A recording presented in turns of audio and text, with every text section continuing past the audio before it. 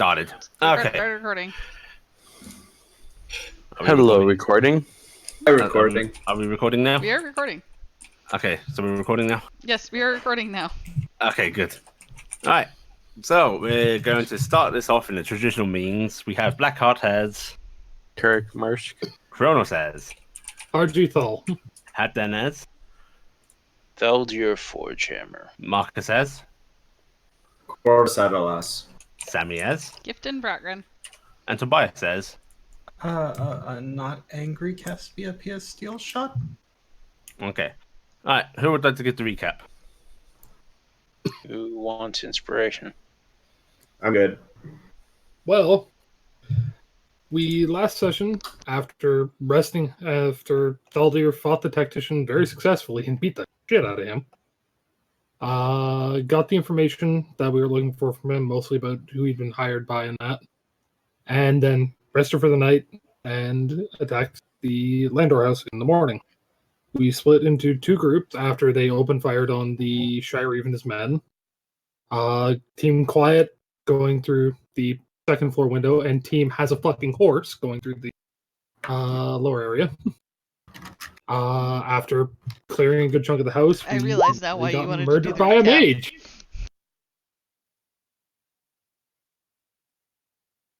But yeah, we nearly got murdered by the fucking mage.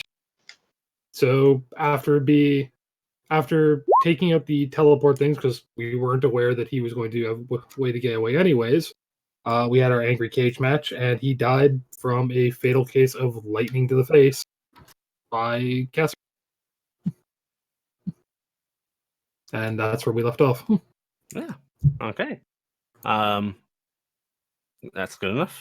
Take Also, we inspiration. might want to swap what Discord server we were on. Apparently, Corvus cannot understand RG. Okay, I will do that. Server swapped. Right, RG, give me some speech. Hello, this is me talking. What is the haps? Hello. Right, Yeah, so Have that- other people okay. talk as well. Yeah. Yes, we probably all should talk to make Probably sure should that all we be didn't doing the move talkie something talk. bad. Roll the dice, but only you and the GM see the result. What? What? Just He was I just read talking. something. Reading something, so yeah, Oh, worth okay. so. Oh, God. Okay. Alright. Right. Okay, so where we left off was you guys standing on the second floor of the building after Should we be Mr. Landor. back on that map, by the way? It doesn't matter. Okay, so we're staring at the big map right now. Yeah, I'll move you guys there anyway, but I don't think it's going to really come up. After Mr. Landor has gone out the window, to cut a long story short, you guys are quickly able to dispatch the few other mercenaries that are in a couple of surrounding rooms with no problem at all. While you're doing that, you can actually hear the Shire's forces entering on the bottom floor and starting to actually properly secure the building, make sure everything's clear. And soon enough, you see the form of the Shire coming up the stairs down at the end of the hallway. A couple of guards flanking him as he's still being cautious. But seeing your group, he gives a nod, orders his men to fan out into the surrounding rooms, and comes up to you. Like, well, I assume by the body we have downstairs that everything's gone okay here. There was some individuals that fled through a portal. RG disposed of the portal. She went into the room. Portal, where? He will point to the sitting room. RG will point to the northern room while she's helping kind of scoop Gifton and Dingus up. Yeah, how are those two doing? We're completely unconscious. Yes, All right. they are. Corvus is going to be tending to you two. Bono, okay. Yeah, but what about the two of them? He will actually look a little concerned about the sight of Gifton and Dingus on the floor. It's like, are they okay? What actually happened? Well, the mage knew how to throw a fireball. Not surprising. And did so repeatedly. It hurt a lot. Archie's gonna kind of look. She's at this point just basically wearing the pants, the stash, and bandages around her chest, and the remains of the shirts he had earlier is gone. Go, yeah, fire hurts. But they are alive.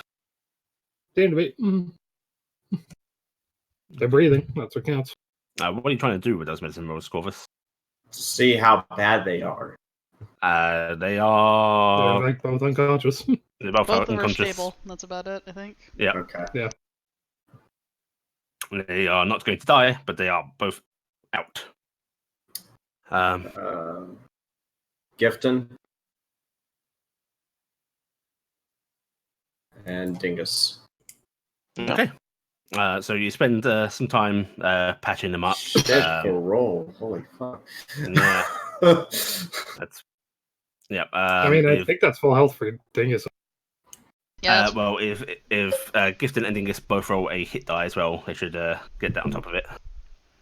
Okay. I don't know if Dingus has hit die. No, that it's number of hit die. It's their level. It's already calculated in. He does not have hit dice. That's the 5. We are level 5. That's the hit die count. Yeah, but it has to be his hit die, right? He has no yes. hit dice. It is. So He it'll has no drop hit it down dice. to 5. It'll drop So down. we take 5. So he gets 5 hit points back. And still half health. Yeah. Okay. I'm gonna kind of wooze up and then see Dingus because I'm assuming RG's still holding us. So I'm just gonna throw a heal on him immediately. Because you see the sort of burnt inflector scaling start to repair itself. why did that do that? Oh, I guess. Oh, yeah. It's cool. It's eating my stuff. That's neat. Yeah, it's actually. I love that. That's awesome. Yeah, we have spell tracking now. Yeah. Yeah, you see Dingus, his wounds actually starting to repair themselves when you Yeah. cast that. Yeah, I'll cast And, Cure Wounds on him, and I'll look around. Oh, what happened? Last I remember, we came in the room. It took a lot of. Well, the mage knows damage. how to throw fireball. Hi, Sherry. Yeah. Oh no, is everybody okay? Sorry, I wanted to just see. I wanted to make sure it worked on mine. Also, I'm hitting RG. Okay.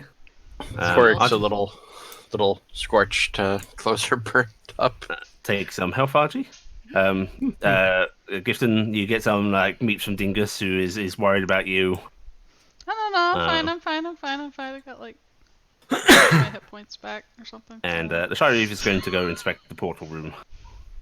If Are anyone there any follows hurt him- people outside? A few wounded, 2 dead.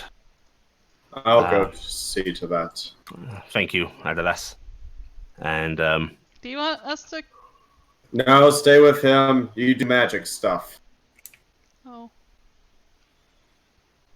I'm trying to remember, GM. yes, Which room did he come out of originally? he came out of the bedroom.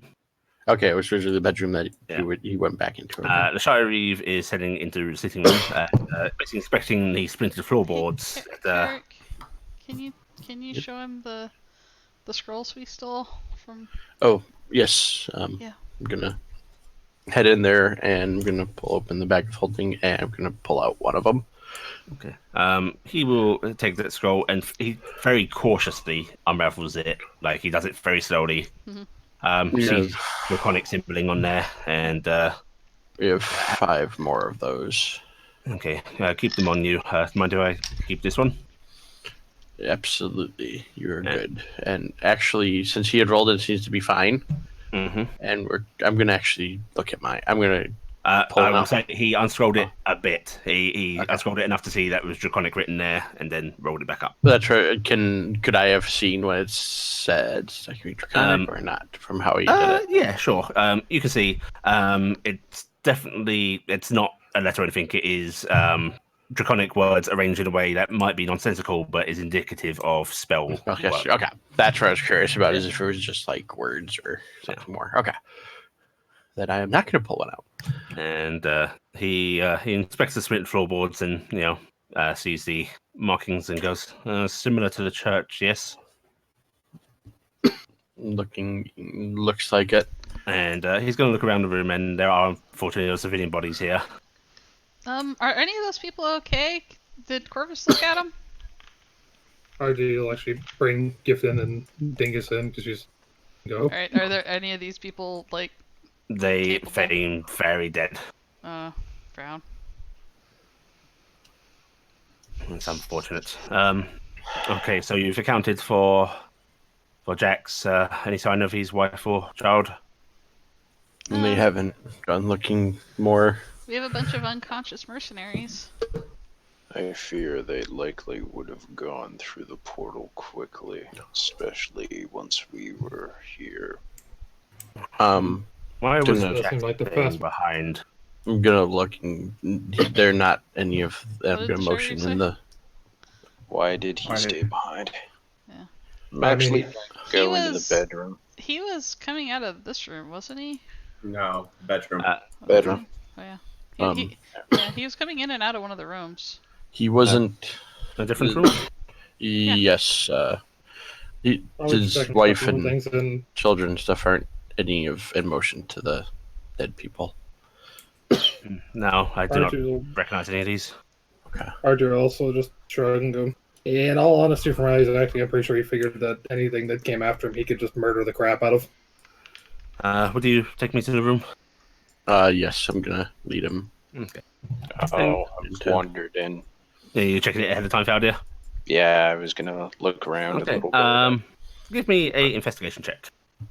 Oh, this is gonna go so well. It's a good thing other people can do this, because otherwise, Carrick, Yep. are you still burned? I'll be okay. Yeah. There's all you can notice really is there seems to be some stuff tossed about, clothing, all that kind of jazz. Cassiopeia, are you hurt? Cass is very hurt, but Cass. She is covered in so many bandages. Has a hand mark on her butt. Okay. Let me touch you you take first. the, And possible hand mark. RJ will move her over to Cass. I'll cast this at level 2.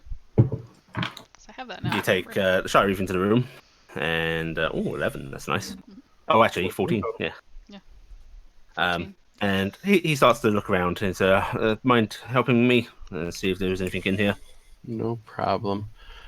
So investigation check. I'm basically going to leave this to players. Shire will give one of you advantage. Whoever's looking, rest people can roll their own rolls. somebody Please. other than me can look. Because I think my +5 is the highest, and that's up here. Okay, so Probably. take advantage. I would like to look at Jack's stick. 24. That's all right. Downstairs, you can look at Jack's. He is very, very dead. His skin is blistered up and, like electrical scorching, essentially. oh man, Oh, his boots are ruined.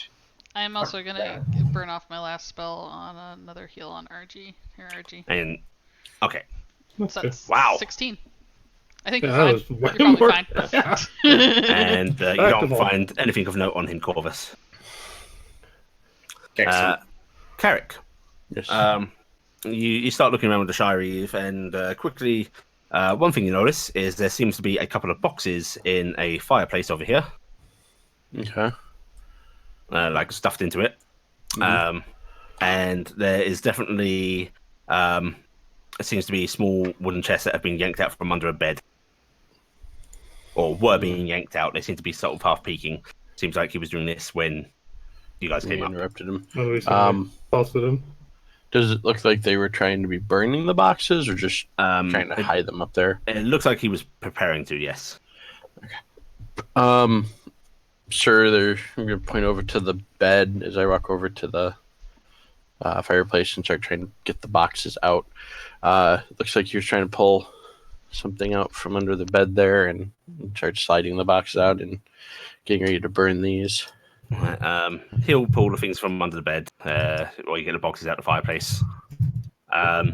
He opens up the boxes from under the bed, and it just seems to be an array of different items in them. There's some pouches, there's a very ornate looking dagger, just a mix of things. And he looks us over and goes, whether these are just valuable or magical, I'll leave these for now. And he'll close the lid back up, not wanting to touch anything he doesn't know about. Yeah, I'm gonna. And you're checking those Are boxes. the boxes sealed, or are they just closed? They are just closed. I'm gonna carefully open them and Stack of prepare to. letters. Do they have any? Are they addressed to anyone? Looking just cursory at the top stuff. Most of these are out of their envelopes, so they're just open. There's a mix of different paper types. There's very nice, fancy paper. There's what looks like to be animal skin parchment. Mm-hmm. And it does seem to be correspondence back and forth between various people. Himself, some very savage sounding names. Any because I don't know where my book is right now. The the guy that the elder The just defeated. tactician. Tactician. Who Yes. can anyone give me his name? Yes, I can. Let's pull my notebook out. And try to... His name was Krolf Jolfson. He's with the Jarl of Jarls. He's a Jarl himself. Mm-hmm. And sounds like he's Scrim even a Jarl, Hyacinth is Yep. the Jarl of Jarls, and they serve the goddess, or the mother of monsters, Haya, right? Correct. Okay. There we go. So yes, which were you looking for, Becky? Specifically the tactician. You do not see anything bearing his name or any sort of indication of such. He had, in fact, been told that he was merely sent and ordered there. And that This he kind of had no confirms that he's not dealings. directly. Yeah. You do see correspondence with your dear old Tarnstead captain, who was. Oh, Maybe flip back to that page now. Captain Dal Edmonds. Edmund. Yes. Yes, I like how everyone joined in. Edmund. Well, I was going to say it, but he's not there, so I stopped myself. Yeah, it takes time to flip to my book. Um, It's on the second Yeah, page. Dow Edmund, who and there are a couple of letters from Scridim himself, but they do seem to be in actual the barbarian tongue, the giant wannabe. Oh, I mean, I speak giant, so Yeah, but, yeah. I'm not gonna read any. I'm not reading anything. Yeah, I'm just there's a whole lot to looking go through, but through. I'm good. Sharif, there's a lot of letters here, all kinds of different people. It looks like. all right, leave them for me, my men, please. Absolutely. Shortly after, a guard walks in and he goes, "Can't find anything, sir. Seems all the rooms are empty, apart from a couple of unconscious folk. No servants, no other civilians. There was a butler who we found hiding in the closet. Oh, you moved to the closet.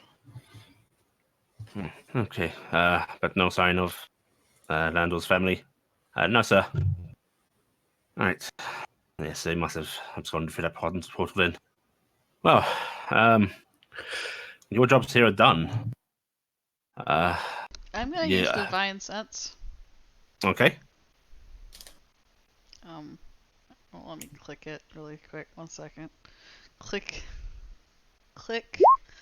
I'm using Divine Sense. Just kind of feeling around. 60 feet. Yeah, there's no procs of anything. Okay. And don't worry, that 60 feet isn't. There's something out of sight. I was just thinking, how far down can this go to sense someone dead that might still be floating in water? No. I'm No. actually gonna say I'm gonna probably be expending at least one more charge because I'm gonna do it outside just because I'm being leery. You do not sense anything in here. Okay. If you all want to return to, you're of course welcome to sleep at the garrison. Not particularly comfortable, or it should be safe enough to return to your lodgings. The city, there's still a little bit of fighting here and there, but we have it under control now. And I will arrange some payment for you for this, of course. Just give me some time, if you would, please. Huh? Absolutely, sir. Sure, I mean, it's not like we're going down. Mr. Shirey, sir, can I see you in private? Certainly. He'll nod to the rest of you and then just step into one of the side rooms. All right, I'll Shake him. be like, hey, RG, can you put me down? Oh, you realize you just Hersh- put her in. No, Check Dingus to see if stay. Dingus Dingus is okay stay. to walk. Okay. Dingus stay. her shanking the Shire Eve is like, Pull him Dingus back is all up the and way healed swap. up, but I'm just saying Dingus stay. Alright, I'm gonna go sneak in and go. They say swaddle Dingus like a And Corvus, if you'd please give me 6 medicine rolls, please. Okay.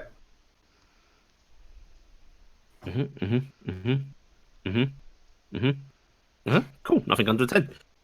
Yes, you're able to patch up some injured guards and even a couple of civilians that were basically hit by stray rounds. You are able to get them sorted and comfortable. Unfortunately, there are 2 dead guards who are just grenades, Boom. yeah. That you can't do anything for. Right, Gifton. He steps into the sitting room with you Okay. at the end of the corridor. That sitting room? Okay. Yeah. Alright, well, I will go to. Get Dingus off. Go to that sitting room. And I'll just kind of like look around, make sure like nobody's eavesdropping, because, He'll actually offer a hand to get you up onto a table if you want to talk closer to him. Alright. Hey, I'll just be like, I just want to say I'm really sorry. And I probably should have told you about stuff sooner, but I was really scared about getting in trouble, and I probably should have just came to you. But I'm okay for getting in trouble because I think I should get in trouble, and I'm sorry that I snuck around. Why would you be in trouble? Because I was trying to figure out what they were up to, and I didn't have permission. Well, I do appreciate you thinking about permission. It's something not many adventurers do. And I really respect everybody in the city, so I feel really bad about it. So I understand if I should be punished. I'm okay with that, okay? I don't think I can exactly punish the heroes of Dolwood. You and yours have done a lot for this city. The way I hear it from my guards, those towers would not have been recaptured if it wasn't for Argy and Carrick, and frankly, I think the city would have fared drastically worse without all of you around. I know, but it's still not fair to include you because maybe we could have done better if we would have involved you sooner. So I apologize. Well, thank you. I appreciate it. If it helps, Cassiopeia said that we should have talked to you sooner. Well, I'd like to think it may have helped, but also we've caught a couple of our own guards trying to leave the city when it looked like things weren't going well for the Goliaths. So perhaps the Council of the Guard would not have been too wise either. Maybe, but anyway, I'm sorry. Still friends? Still friends, yes. Yay! Okay, I should probably go back with the others. RG looks worried. And he will have to help you back down. Yep, that is all I needed to do. So I needed to apologize because that's what Gifton would fucking do. And the rest of you see him exiting, looking actually a little more amused than he did going in. If all of you, no, you've travelled enough. I will come to you tomorrow. Do you know if you'll be returning to the garrison or staying at the King's Mercy or elsewhere? As long I'm at least myself. Is Plop up on a roof somewhere? Yes. What? Probably. We don't know why or The how. horse is on a roof. Your horse? It's our horse. We don't know how. Oh, barely see if I climb can around. arrange for someone to come get it down. How did it? We don't know. We got there. We found the horse on the roof. I asked the guys at the tower if they could keep an eye on him. They just kind of ignored me, and then he followed us across the roofs. Okay. I've been told that the King's Mercy, well, there's a lot of broken stuff in there. It's safe, at least. As long as Elias is willing to return, I'm willing to go back. I believe he's currently trying to patch things up. We should probably help him with that. Sir, have you heard much of what happened in the warehouse district. Curious about this Glendoki Boulder Bane. Glendoki, Oldbane. That's the stoneworkers, yes? Yes, I fear he may have been used by this house to help. Oh, the warehouse district was raided. I will have a couple of guards check just exactly how badly he fared. We know that he was involved in stonework at the King's Mercy. It's possible that that may have been a way that they put some of these scrolls in place. And you believe he may have been involved? Perhaps unknowingly. And he looks at you and he gives a nod as if, he trusts your intuition and goes, I'll have his books and such seized for investigation. And Lalith Arenthil did the woodwork. We never checked her out, but it's That's possible. far outside the city. Then unlikely. No. Unlikely, and they are going to be a little harder to get anything from. They have near as much clout as the noble houses themselves do.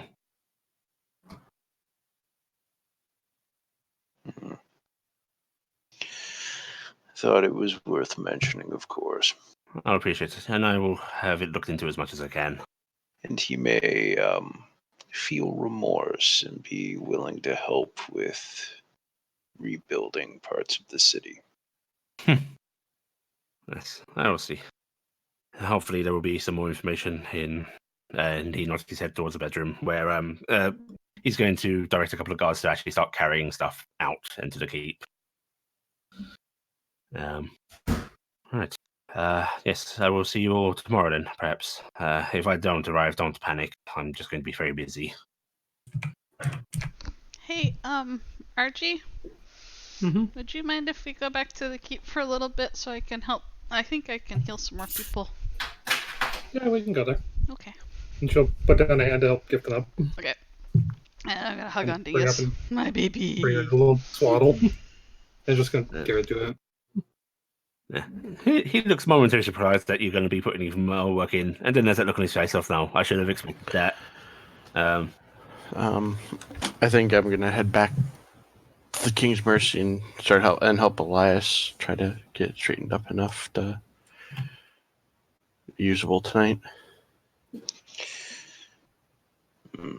And then he starts walking down the hallway just to start directing his men better.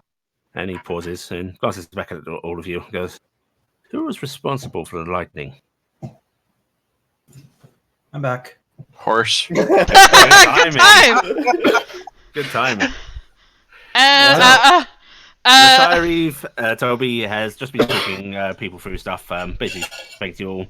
Told you you will be rewarded. Directed you to return to whatever lodgings and such. And then, starting to walk back down the hallway, he's turned back and went, "Who was responsible for the lightning?" Thunderhoof!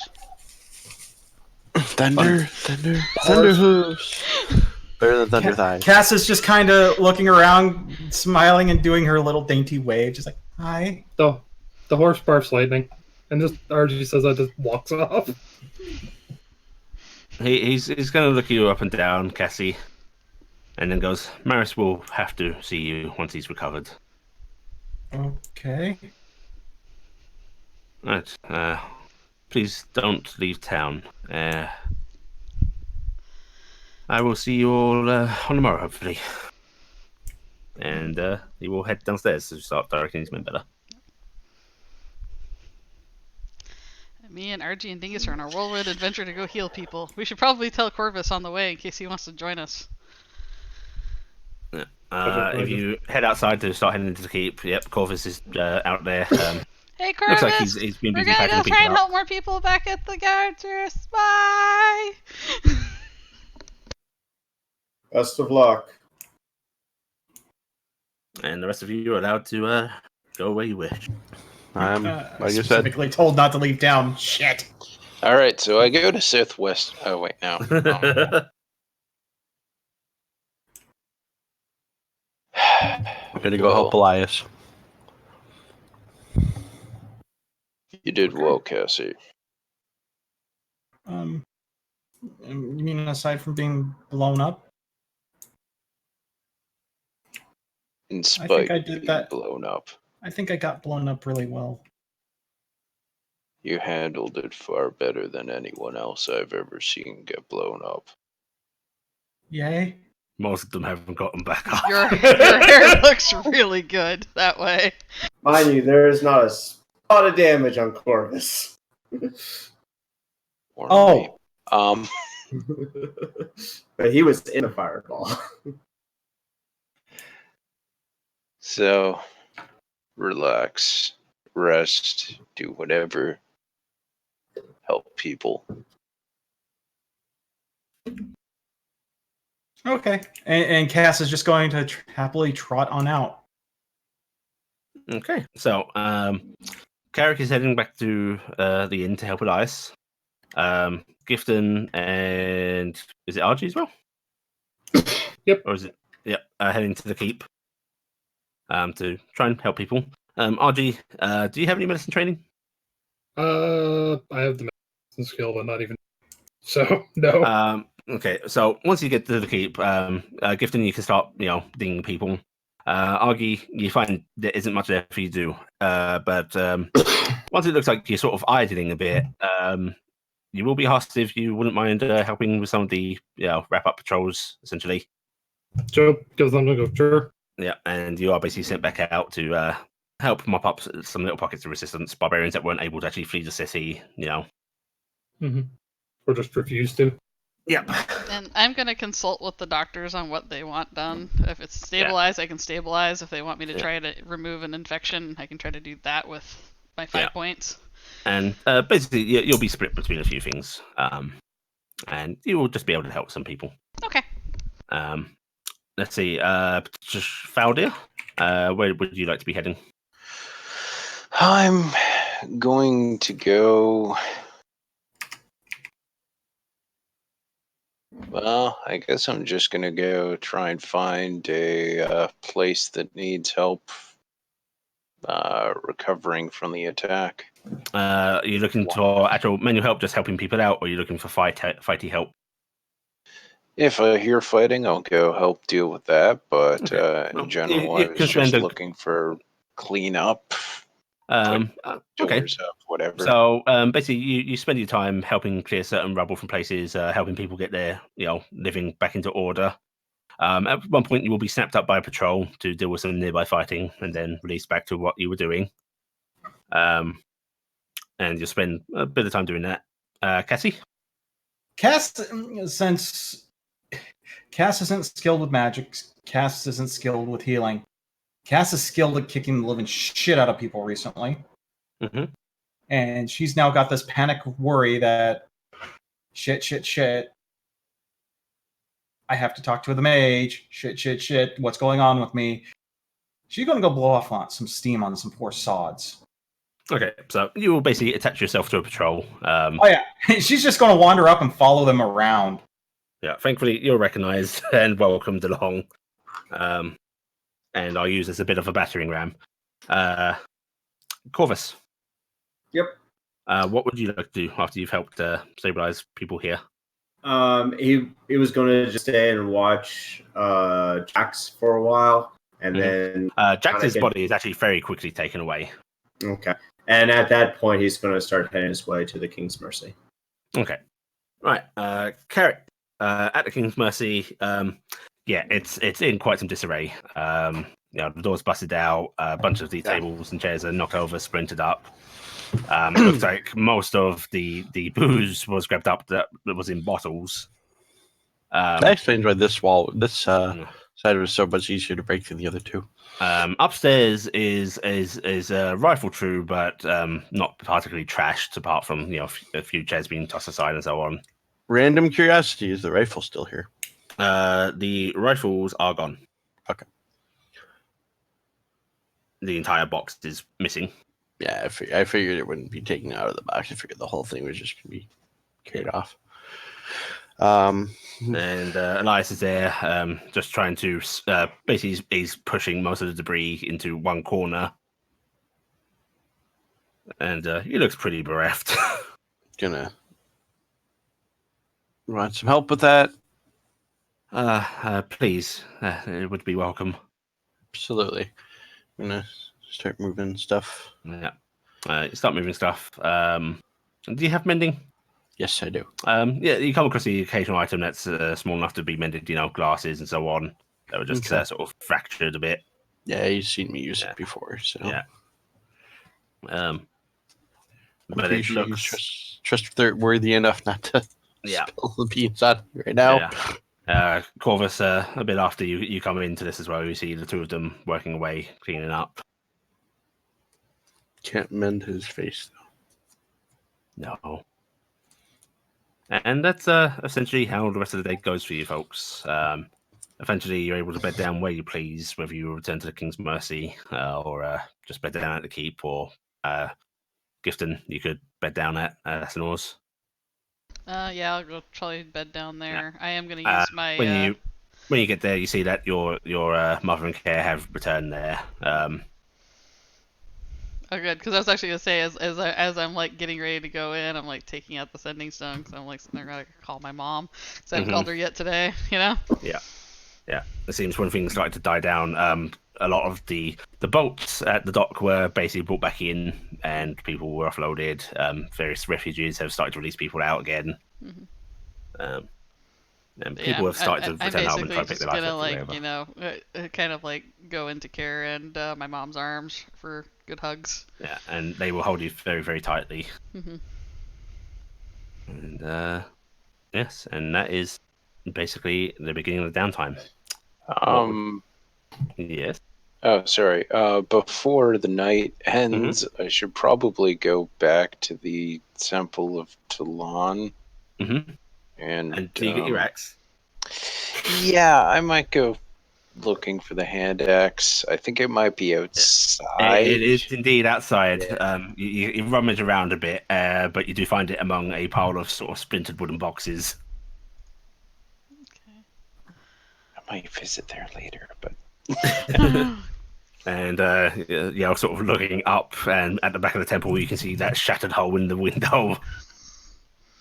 Whoopsie. There's a bit of stained glass around your axe as well, if you want to pick them up. Yeah, actually, I'll try and gather up the shards.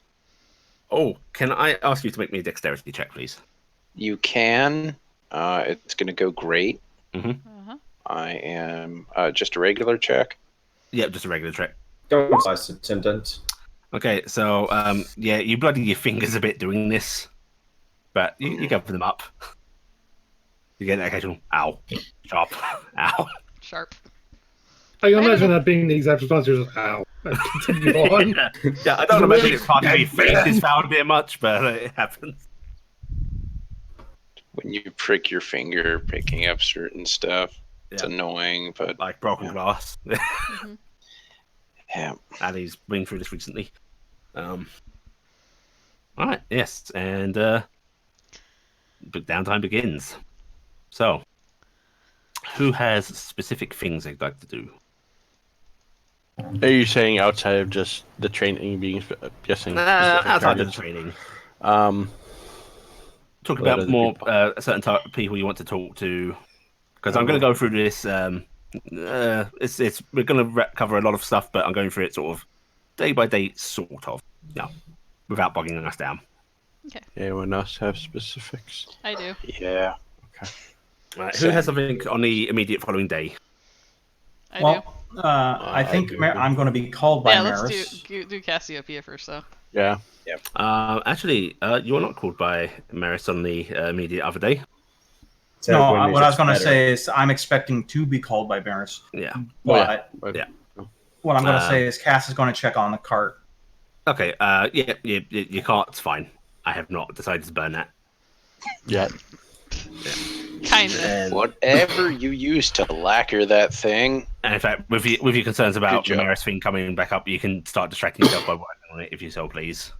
Yeah. Yeah. Okay. I will also actually go see Marissa. You're going to see Marissa? She'll be dressed in the dress because it's the actual clothing she has. That's Yeah. not destroyed. Marissa is fine. She's very happy to see you. You get a hug.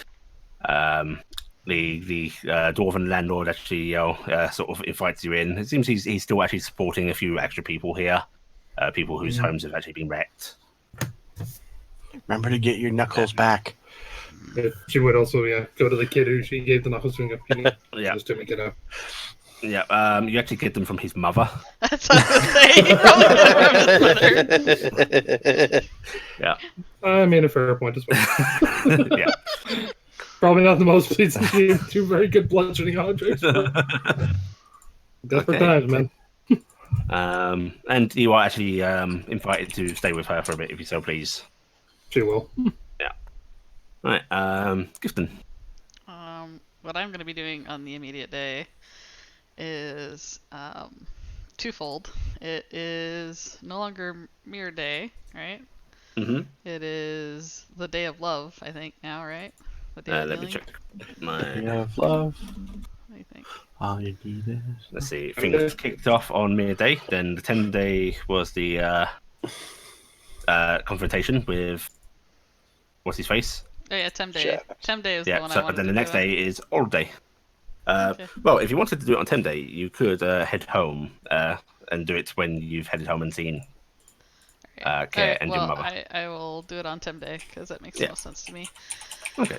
I am going to after the immediate thing of oh god, I'm Is so happy. everybody okay? Yeah, that kind of stuff. I am going to take my mother off to the side, so it's just the two of us, and then go. So Mom, I know it's been like a crazy week. Just Or- just a tad. Yeah. I hate to do this and add a bunch of stress, but there's something I have to ask you. Well, what is it, darling? I need your permission to marry Care. There's a very minor look of surprise on her face, but you can tell it's the oh, what now, rather than you're marrying Care. Yeah. Of course. Has he asked you? No, I'm gonna ask him.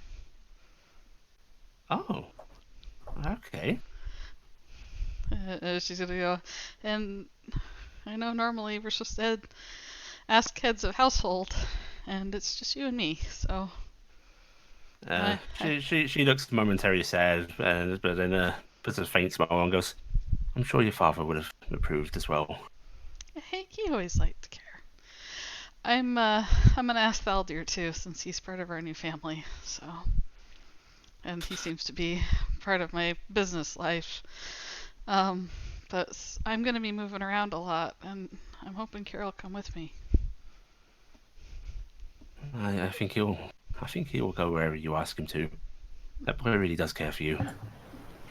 And then He wouldn't give my mom stop a big fretting and hug. worrying about And you. then I go, oh, but we can't do it there's going to be the talk of we can't do it brownie style, so we got to do it because that day is coming up by the end of the month.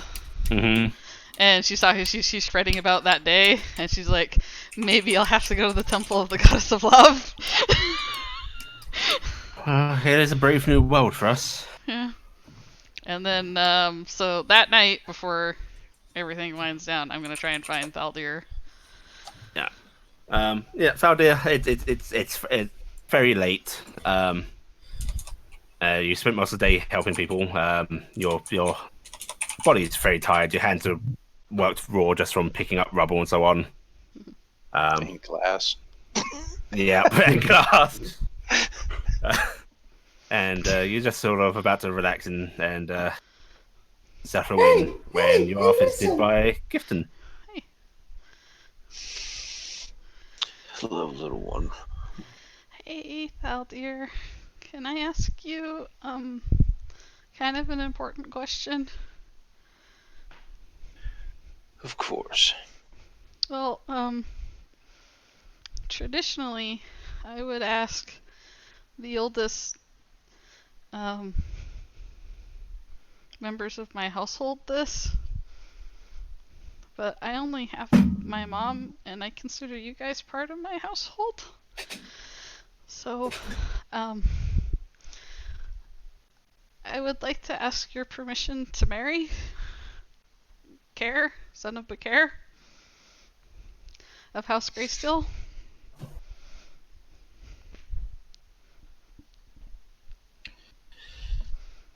Well, I never liked the boy. Who? Who are you talking about? That was the response I considered, but wait, there's more of you? Holy shit. I appreciate that. You have no idea what that means to me, but I don't think it's really my place to say anything. I don't even know the boy. She looks very confused on what to do with this information now. Tradition is having problems. Is that a yes or a no? Do you love him? Yeah, Do you trust him? yeah.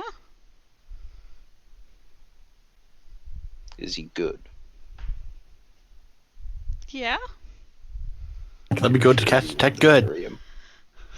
What did you say, Father? You sure you want to marry him? It was all I ever hoped for back in Tarnstead. That was then. What about now?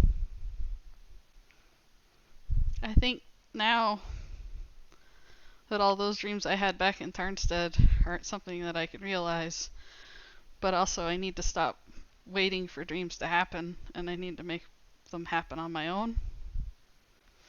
And I love Care, and I don't want to lose him, and I want to be able to spend the time that I can with him. Before the next big Goliath attack happens, why has this happened twice?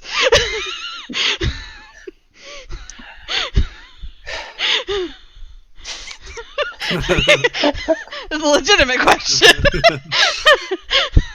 The mood is suddenly broken by the It's just gonna realization get of really awkward Goliaths. the third time, but in that case, I don't think you need to be asking me. I think there's someone else you need to be talking to right now. Well, I have to. She looks like she's having like. Okay, so in brownie tradition, I'm supposed to ask my elders for Go permission before find I Care. ask, and then And they talk say, to "Okay, him." you can go do that," and then I can go ask. But yeah, so you're okay with it? Go find Care. This has been a And lot talk to longer him. process with you than it was with my mom.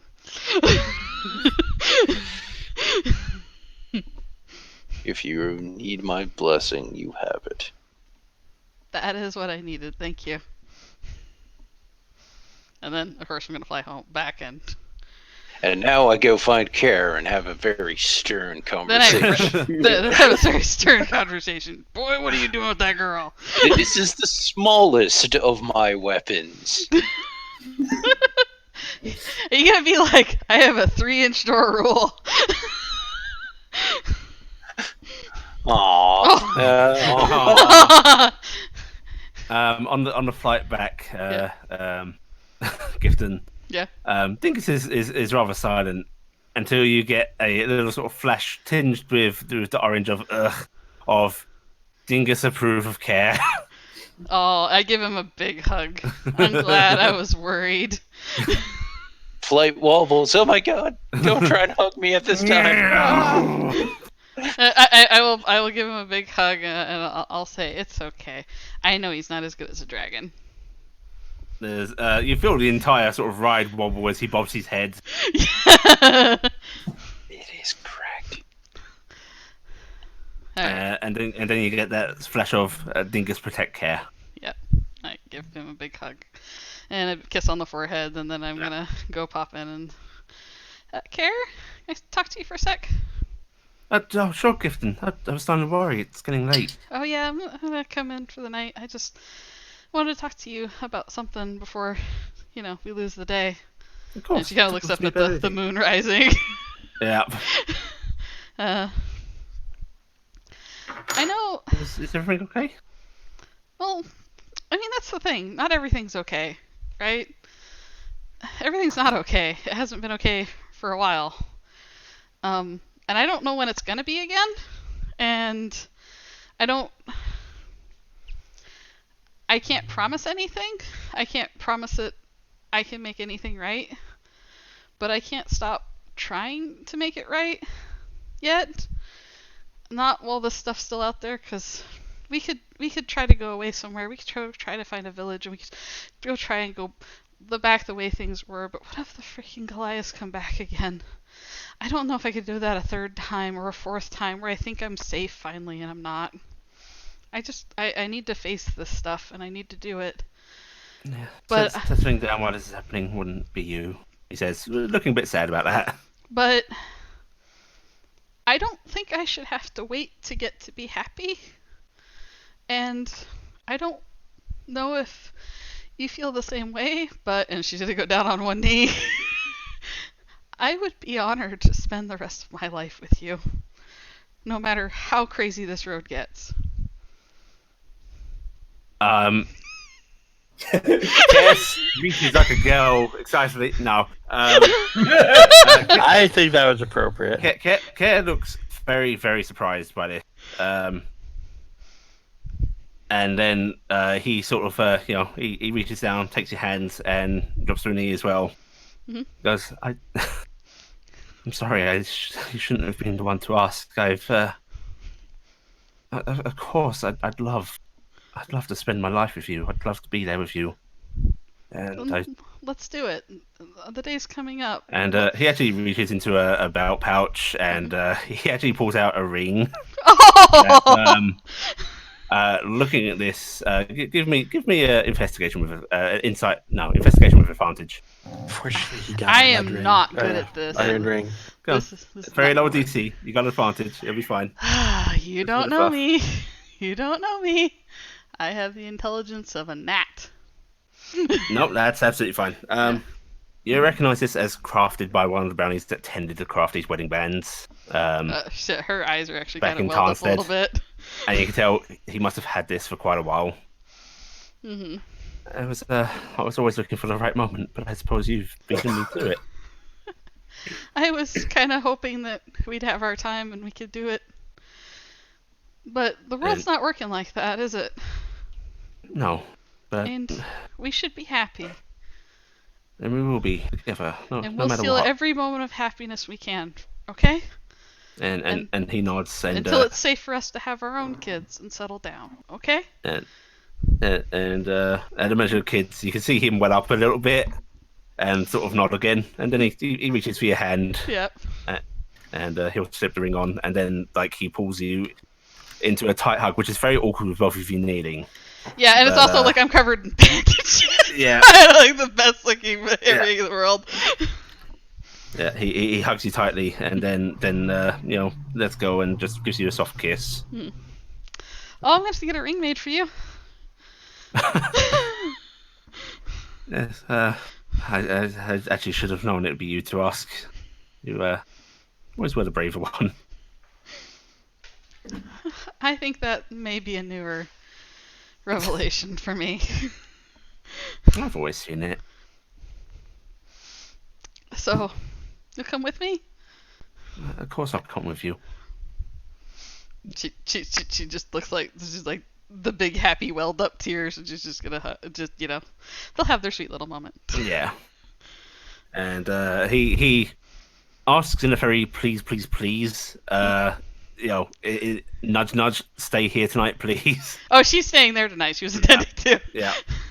And yeah.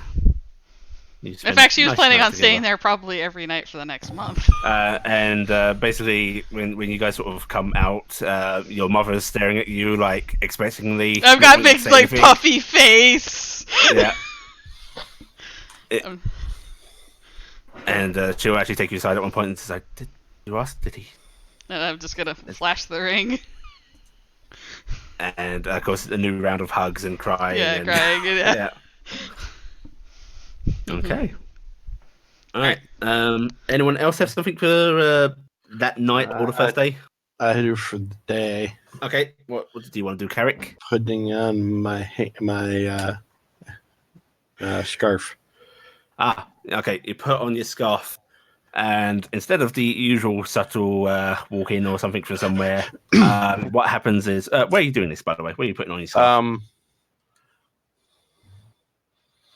Still don't know if I trust her inside of buildings right now. So I'm worried she's just gonna land on top of the building.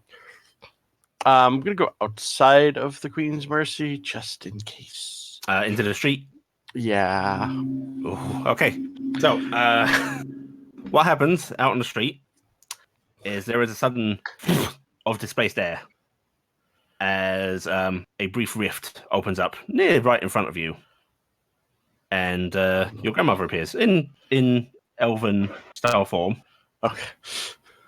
I'm always worried that there's. And you are suddenly grasped by the arms and like, Carrick, you okay, darling? Yes, okay, you look okay. Oh, you should have called. I didn't want to risk you getting hurt. Well, you know, if something could have happened to you, I would have been right there. Yes. I know. I've got my friends. They keep an eye on me. Oh, you daft boy, getting involved in all that. And she actually pulls you into a tight hug. Gonna hug her back. It's not the first time, and I have a feeling it's not gonna be the last. I know. I'm very proud of you. Thank you. Could I ask you a favor? Of course, anything. Would you be able to help me go see my mother? Oh, yes, of course. I mean, do you want to ride, or would you rather quicker, or? I think quicker. I think we're gonna have quite a bit to do coming up soon with everything here. And in that case, she'll sort of take hold of your hand. You ready to go now? I'm gonna. I'm in my non-fantasy clothes now because since men doesn't work when things are burned away, and our tailor hasn't been seen yet today. Yeah, she was missing. Never came back. Never came here. I'm pretty sure I know where she is. And I very much assume Faldi didn't bother to inform anybody. Of what? Exactly. I'm not exactly going to go tell other people that she's, that's her personal business. Yeah, I'm pretty sure he'll say something if we were to sure that she went and got shacked up that night. Yeah. I'm pretty sure if we asked him specifically, like, have you seen Gifton? Oh, she's fine. She's with her family, is what she. However, the fact that she accidentally has the radio-like thing on. And Faldir's the only one that can hear it.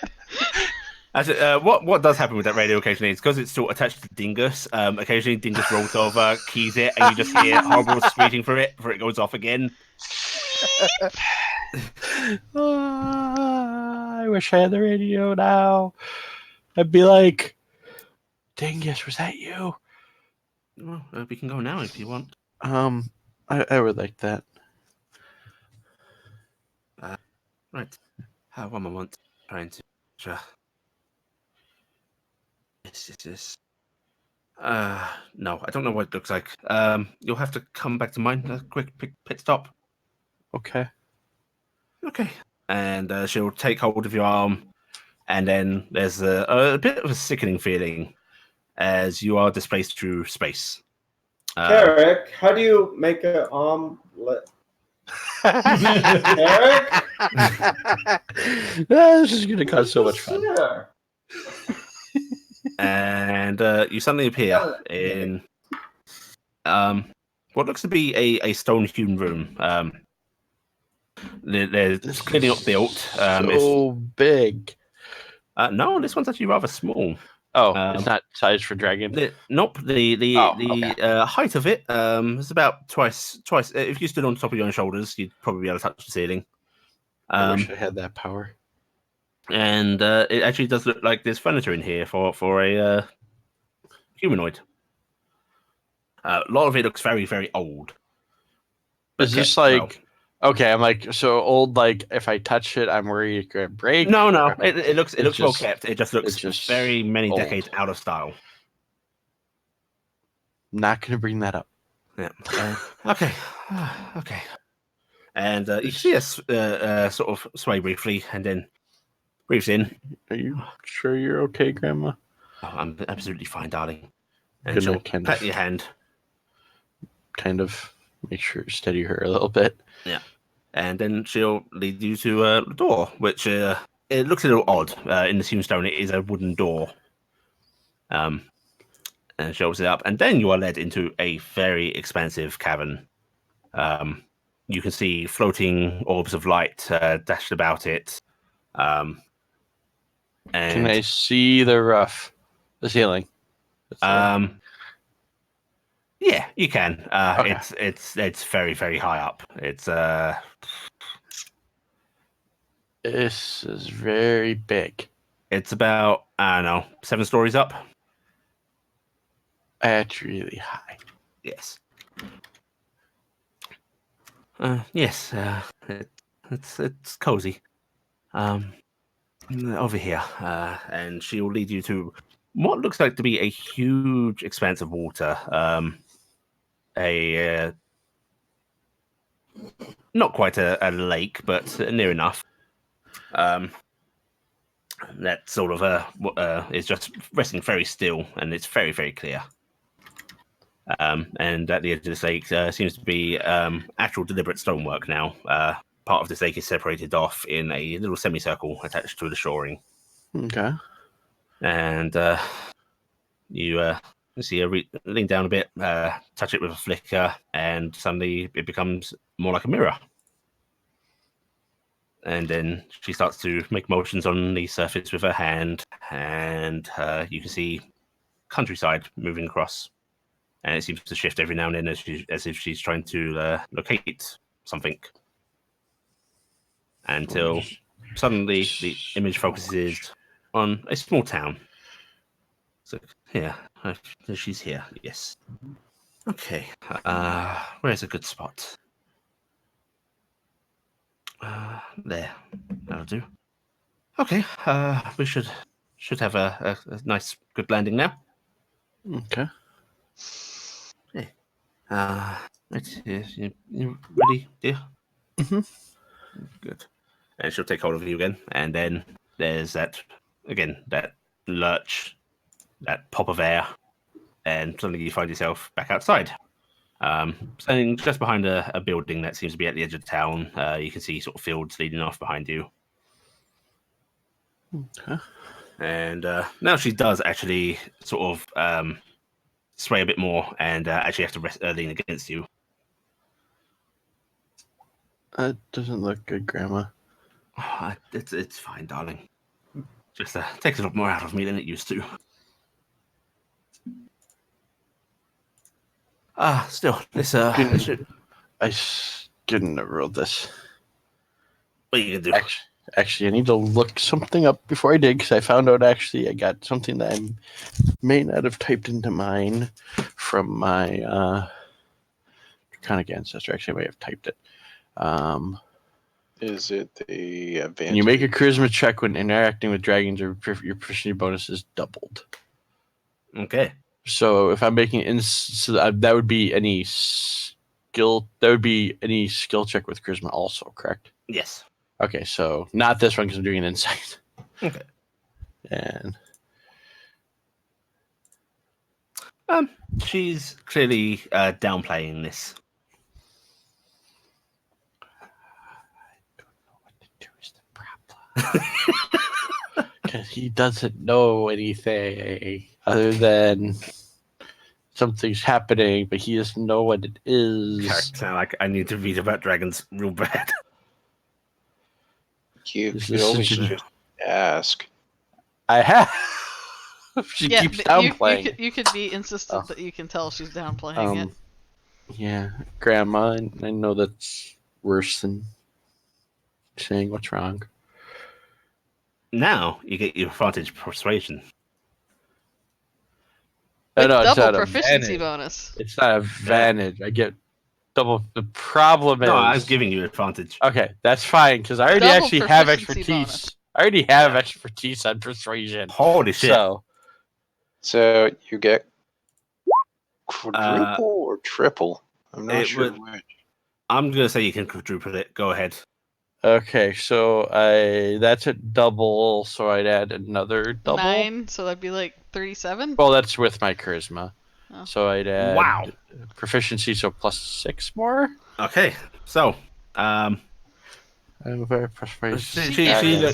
she looks reluctant, but you can see her looking at your eyes. I was And, gonna say I tried giving little, technically it'd be wormling eyes, I guess. yeah, I don't know how it works because I don't know if I have those yet. But you see her sigh, and she sort of takes hold of your hand and pats the top of it again.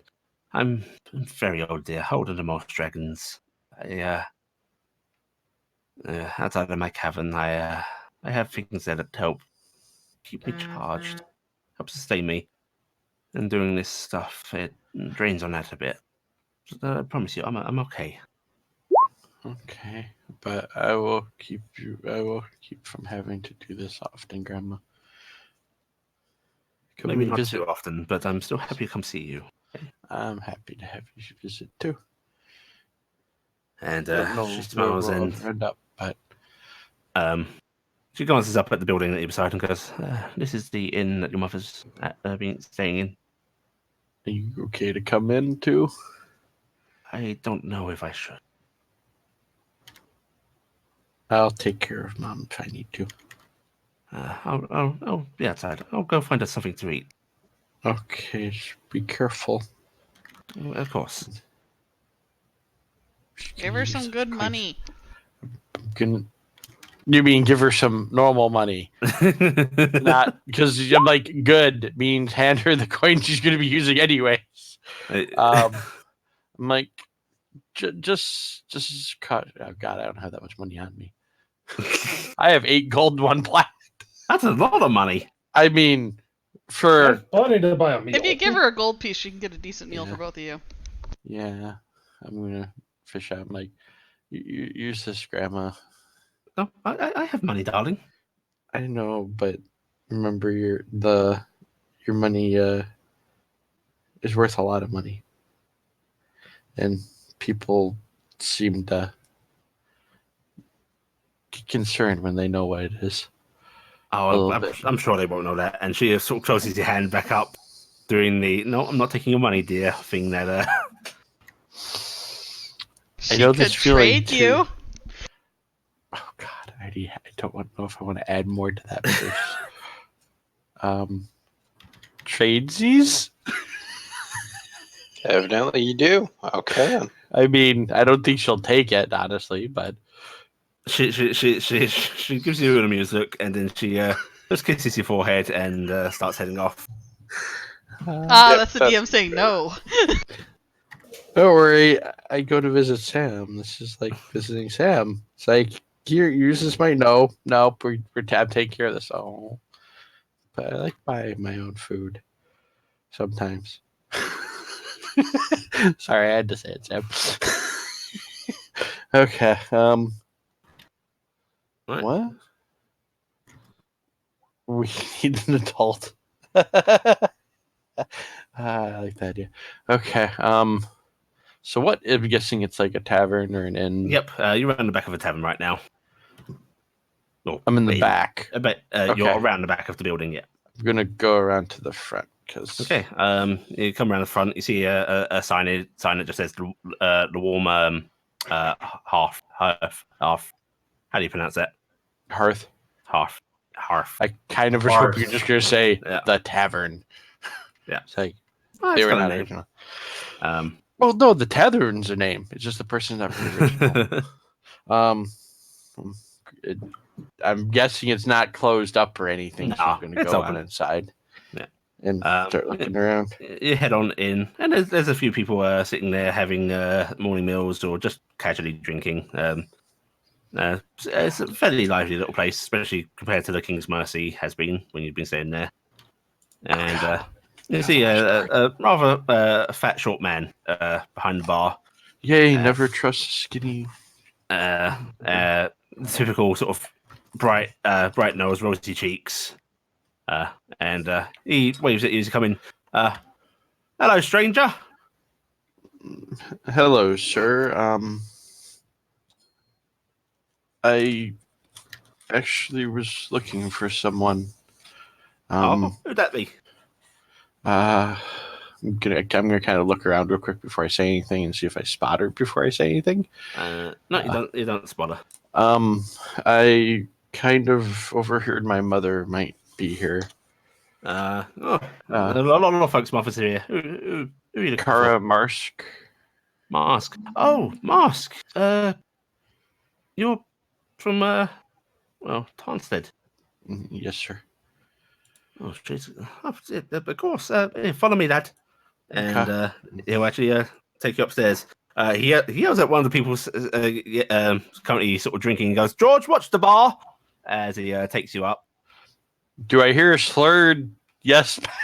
You see a raised flagon in return. Oh god. And then him reaching over, pick up another flag. That's pretty much what I was figuring, because they always have one, and it's usually when you don't tell to take care of the bar.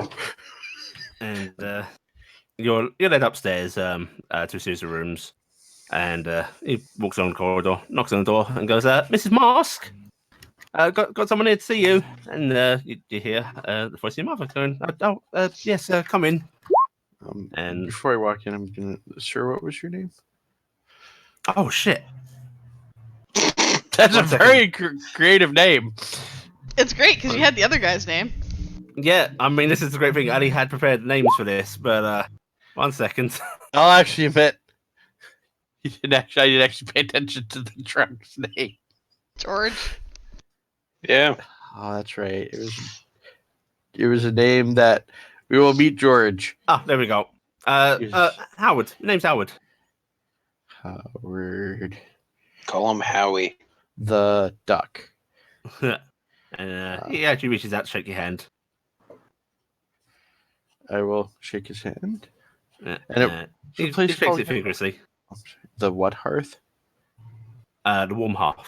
Warm. That is. Thank you, Howard. Certainly. You can see that mix of look on his face of like, oh, should I stay here just in case something's up, or wait, privacy? And you see him actually sort of his feet moving a bit in a shuffle. I'll be down the corridor if you need me.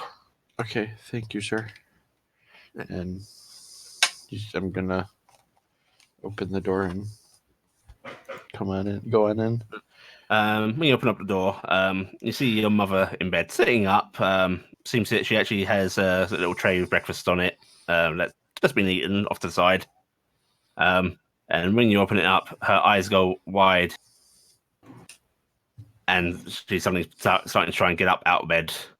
Oh my god, Carrick! I'm gonna move over and make sure she doesn't get out. Yeah.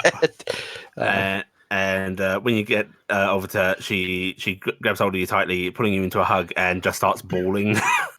Gonna hug her back and let her cry herself out. And you get those sort of blubbery words of, "Oh, I didn't know what had happened to you," and So some of us made it out and made it over towards Dolpwood. Oh, I'm so happy. Are you okay? I mean, you made it out, but are you? Not gonna include information about yesterday, so yes. Because don't want her to die of a heart attack right now. And yes, she's trying to calm herself down, and she sort of sits up in the bed a bit, letting her legs go over, and sort of pats beside her. I'm gonna take a seat. You made it out. You and others who made it with you. The RG, the brewer, Cassiopeia, the one that was working. I cannot remember with the I know who carpenter. Cassie is. Okay. Thaldir and Gifton. Gifton? We had brownies in the town. Oh, one of those. Yes. I'm gonna. God, I don't know if I would do this to her right now. I think I'll wait for that one. I heard you were here sick.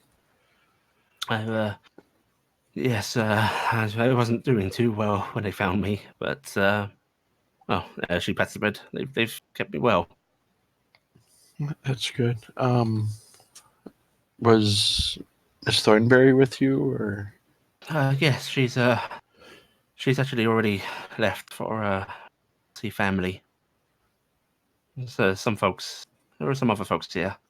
You can probably find Alton Boughton, which was basically the son of a neighbor of yours. I remember him. He's in town as well. It sounds like he might actually be staying here. How well are you doing? I'm doing well enough. Frankly, I want to be up and about, but they've insisted I stay in bed. Well, it's probably good if before I tell you this, the group of us have decided to continue on as adventurers. Adventurers? I'm gonna pull out the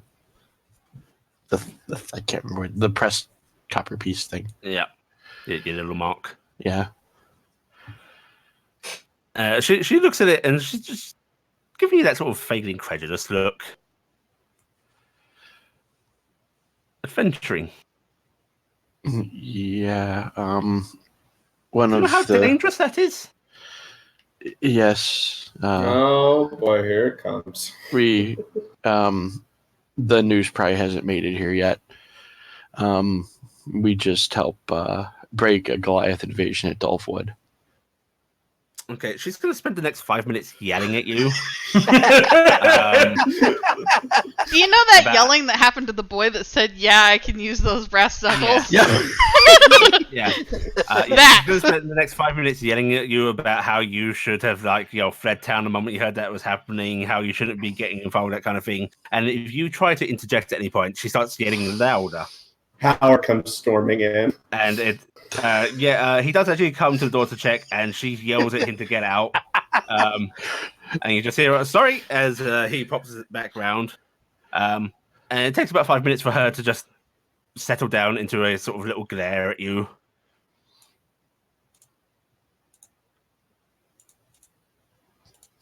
Love you, Bob. You better love me. Venturing? What do you even know about venturing?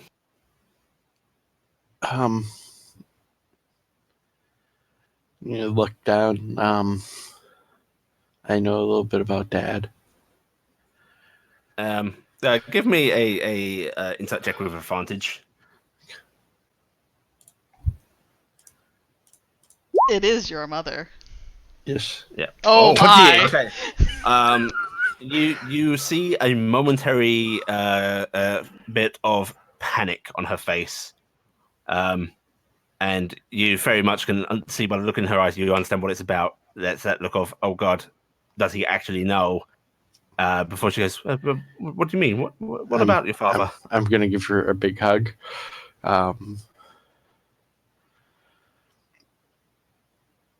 Try to remember, was that in Son of a Bitch? I am suddenly completely drawing a blank on the name of the second town we were in. The actual town, not the one we skipped. Southwest Time? Thank you. Yes. Or, He briefly stayed in Southwest Time. No, that was Southwest Time was when I met Grandma, wasn't it? Okay. That is from Needlewood, if that's what you're trying to know. Yeah, no, I remember he was from Needlewood, but I couldn't remember where I met her. Oh, Grandma, yeah, Southwest. Yes. On the way to get away, we spent some time in Southwest time, and my great grandmother found me.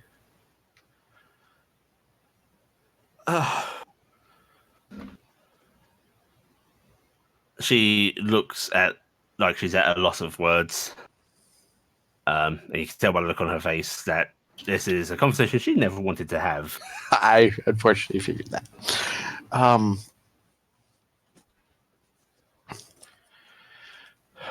There, I hate to say it, but there's more than what just happened at Tarnstead going on here. It was just the start. It was part of the same group that attacked Dolphwood. Just because you're related to some, and she's looking at your face, trying to figure out, does he actually know that much? Like, no, magic's a bad. I'm gonna pull up my arm, You can show my your sleeve. skills, yeah. Yeah, I'm gonna pull up the sleeve. and you can see her eyes actually well up a bit more, and she quickly tucks your sleeve down. She goes, just because you're related to some fire-breathing beast does not mean you need to go throwing your life away adventuring. Not gonna correct her that because right now it's part of them. It's not just because of that. The whole group of us work really good together.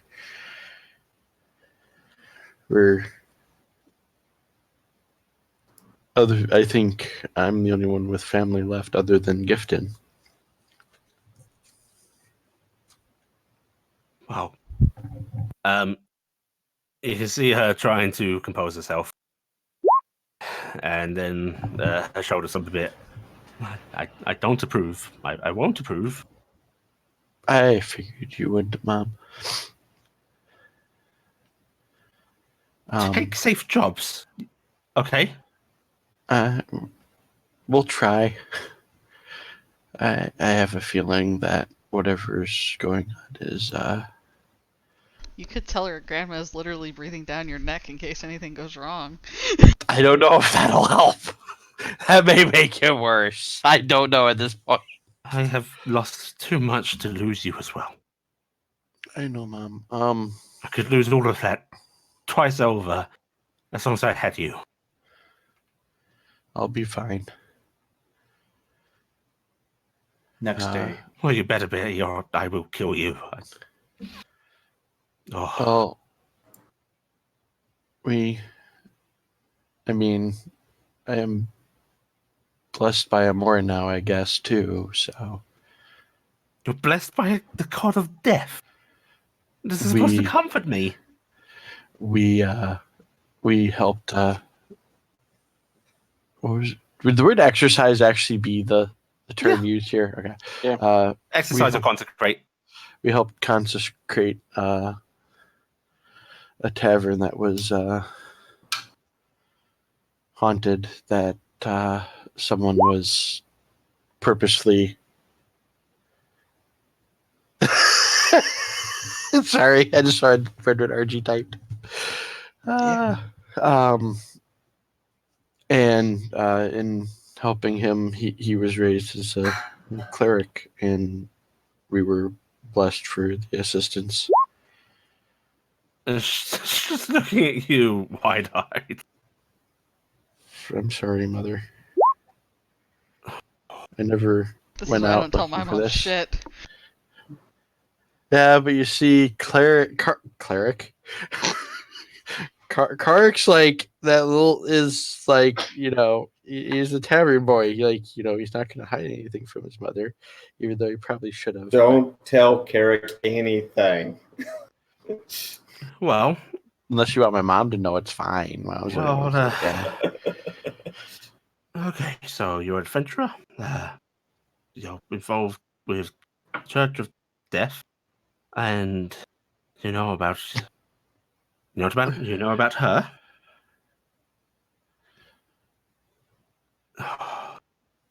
Promise me you will be safe. I will. Of course she'll be safe. You got Argy. I don't know if RG's going to be the one that she'd actually. No, I'm saying Trust- don't say that you've got Argy and that's gonna make you okay. that was meant. Yeah. You've got the drunk. I'm gonna reach into the bag of holding. Mm-hmm. And I'm going to pull one of the special coins out. Mhm. I want you to have this, Mom. The gold piece. What for? I'm gonna hold up a regular gold piece and make sure she sees the. That's 2 gold pieces. Um, Yes. And she looks a little worried about you now. You should probably just give her a platinum because she's not going to be able to find somebody to do the money Yeah. changing. That's a good point. You Well, want I to know. retcon that a little. Yeah, we'll swap that. Okay. I'm gonna pull out my. Here, Mom. I want you to take this. And, Platinum piece. Where did you get this money? I have like 4 I hate you. for jaw drops. No, actually, I don't have that much. That's the thing. I only had one. I don't class. need it. I was using it as a joke. I actually thought you were originally saying that you did. I'm like, I hate you. Like I said, we've done some work before we even got to Dolphin. Oh, thank you. Oh dear. Fuck. I'm just going to let you continue using that insight. That was too good a roll. There's that brief look of like guilt on her face. Of should I tell him something?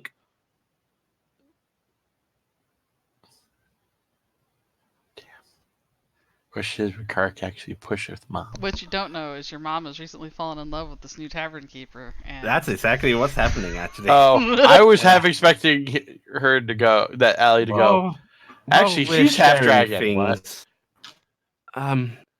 You know, I loved your father, yes, Yes. but it's been a long time, and well, Howard's been very good to me here. And he's the tavern keeper, the one that Yeah. Yes. I had asked his name as I was coming up. He seems a nice man. he's a very, very nice man, and well, he's been keeping me company, and we've been getting along very well. Probably And, wants to make this easier for her. Go. Oh, you could work at this tavern. And he's asked me if I'd like to stay here. Are you going to? I think I'd like to. I think that'd be a good idea. That I'll know where you are and can come visit easily. She looks mildly relieved, but there's still that look of concern of, is he getting the hint? And, well, I mean, I'd be staying with him. You I understand. I understand, Mom. Like you said, it's been a long time. Oh, okay. Oh, good. And she pulls you in for another hug. I'm gonna hug her back. Will you stay the day at least? I can, but I'm gonna have to step outside at least to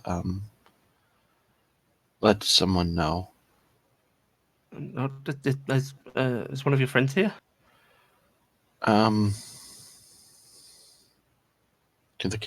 Okay, don't panic. Because kinda did that already once. that only it flares up the fire of panic in her eyes. Great grandma's here. She brought me here. Instead of looking panicked, I think her jaw just sets. That woman. She Lynn's here. Yes. she after everything that happened in Tarnstead, she had to make sure I was gonna be okay. She's why I know you were here and that you were sick. You can see her sucking on her lips a bit as a person of clearly not happy about this. But then she goes, "Well, of course she is welcome here as well." I'm gonna Diplomatic. yes. And you've seen your mother like this before, where she will treat somebody that she really hates with Yes. complete and utter diplomacy, and I will give you the best meal because I am not going to let somebody think. Yeah. But they're getting the better of me, right? Yes. I'm just really thank you for all the teaching back in Tarnstead. If the adventuring doesn't work, I already have a tavern told me to come back anytime and work. Where? Southwest Time. Oh, that's good. Do consider that. I was also thinking if Adventuring, bad. Working in a bar, good. And of course, if you wanted to come here, I'm sure you can find work here. I was also thinking if I save up the money, I might try finding a place to start a tavern. And she actually looks quite chuffed when she hears that, and she nods and goes, "Starting your own tavern. That's a very sensible thing to do." Good look at her.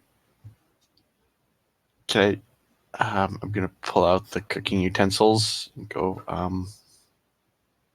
These are actually yours.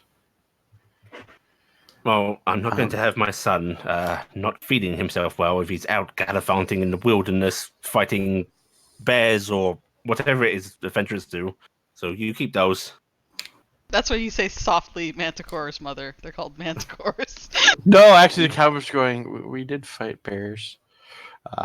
We scared them away with Skunks. that technically magic because I didn't do it as the other two.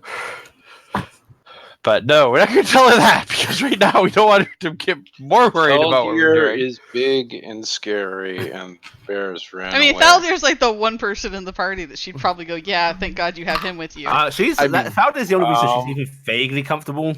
See, I wasn't I'm sure. a weird guy who lived You on the were a weird outskirts guy of that lived on the town outskirts of town and for a yelled long at time. children. And I'm sure, we did talk about how you may have done the odd job and so. She knows you're at least reliable. I mean, okay, because I actually wasn't sure. I actually was figuring Thaldir might be a negative for living out the I outskirts of think town. he's the only positive because you've got otherwise someone she's never met, the town drunk. Tantrum Centaur. Yeah. And you didn't mention Corvus, so she doesn't even know that. Oh, yeah, I forgot. Wow! That might not be a bad one to Yeah, High five, Marcus. We both went there. Woo! That's fine. Without Corvus's bedside manners, that's probably for the best. She'd probably be like, if you get hurt, don't go to him. Yes, she insists that you keep those cook's utensils. Okay, I'm going to put them back away. We did find one kind of really interesting thing when we were out. I'm going to pull up the little baggie. Little baggie. Yeah, the Howard's handy spice pouch. It's a very nice pouch. You can actually have the write up on here. I'm trying to remember. Just start pulling out spices. I try to think. I'm gonna go. Try to think of a better one. I'm gonna Show go her the cinnamon. bag, prove that it's empty, and then go, gonna- okay, Mom, tell me what type of spice you want. Actually, it's a good idea. I'm gonna open up and see it's empty, Mom. Yes. Name a spice. Turmeric. I go turmeric. Reach in, and pull out a pinch in my hand. What? And she'll actually grab your hand and bring it, like, sort of wipe your fingers with her own, taste it, and then that was empty.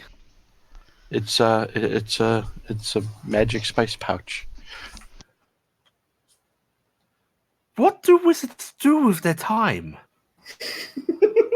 I don't really know, but I mean, it's kind of nice they do this. I suppose. Well, I suppose that will be very handy if you open up your own tavern. Yeah, It's a and very good idea. with some of the people I'm with, it helps. It what's the word? I don't want to say it helps cover the food that we sometimes have because that makes it sound worse. Lets me can make sure it tastes right for everybody. That's good. And basically, you're gonna spend the day there. Yeah, I'm gonna go out and let Grandma Grandma in. know. Do you And- let her know that she is invited in? Yes, and I also kind of give her the warning of not to be as polite as you would be. Yeah, she nods, and you can tell she very much is aware of she's disliked by your mother. But yeah, you get to spend some awkward time. Your mother actually does come downstairs. Howard tries to resist it. She get more bed rest, but she very much takes charge and tells him no. That's And Mom. she's actually going to be the one that goes and prepares a meal.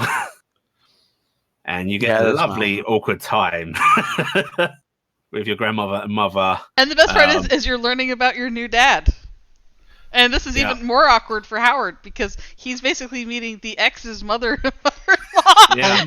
No. The ex's the stepson. grandmother. The ex's grandmother. In-law. His stepson. stepson.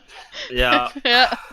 And I'm sitting here going, I have a grenade. I wonder if I set it off someplace, if it might lighten the mood. Yeah. Yeah, and I can't say you have a nice time. No, unfortunately, because the original plan wasn't to actually stay, but of course he wasn't sure if Mom would ask. The best part is you probably get caught up talking to Howard about all the cool stuff you've been doing, and Howard will be egging you on, and your mom's just going to be like, Claire! Actually, the most pleasant time might actually be spent talking to Howard. Learning about him. And you do that, he's a very nice man. He's quite jolly, quite easygoing. He's the sort of man that doesn't worry about the pennies and such for these customers. He knows. Which explains why he told the drunk man to watch the party. Yep. And you also pick up this is not the largest town, and it's the same sort of familiarity people had with Tarnstead, with a bit more of a relaxed atmosphere because you're not right on the border. Everyone seems to know everybody. People seem to get along. And it becomes quickly apparent why your mother might like this place. Ellie? Yes. Actually, don't worry about it. I was going to have you swap maps, but I can still pull up the map. I've got all this stuff saved. I can take us to the main map if you want. I was trying to figure out exactly where everything is. Okay. And by evening, you are able to excuse yourself. Your mother does give you plenty of teary farewell. Actually, as a note before this, I should have mentioned this at the very start. I'm gonna actually radio when I go get Grandma. I'm gonna also try to use my sending stone, the one to the box. Yep. I don't know if it works because we've never seen how long these ones are because these are new to us. But I'm gonna try to send a message to whoever has the boxes explaining that I'm in Wintercroft. Will be back late in the evening. I like to think Valdir left it up in the room. I don't think the range works. Okay. 2 mile range, you're pretty far. Okay. I wasn't sure if these had anything. So you used it, and then you unkick it, and you just hear that. Okay. Maybe. I figured worth a try. Yeah. And but at night you are able to excuse yourself, give your mother a teary farewell, mostly on her side, and your grandmother will take you back to Dolpwood.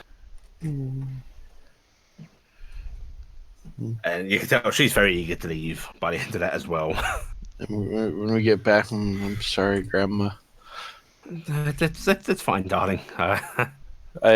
She asked me if she was kind of more insistent that I stay, and I didn't want you I'm not good at lying to her. Well, you're a good boy, and she pats you, and she then pulls you into a hug.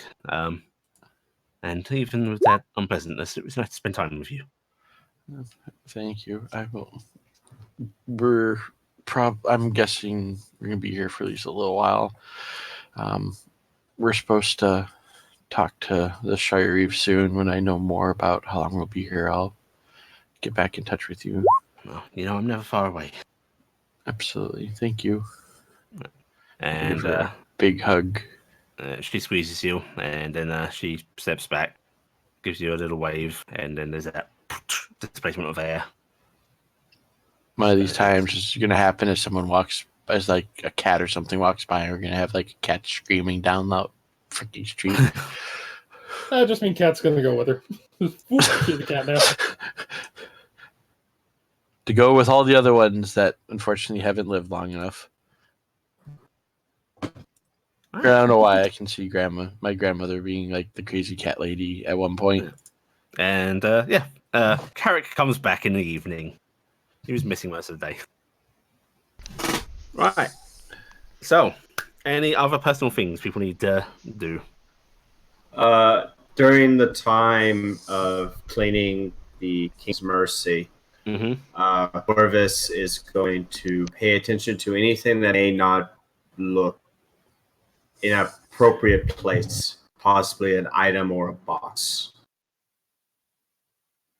Okay. I see. Wait. You're basically looking for what was used to get people through.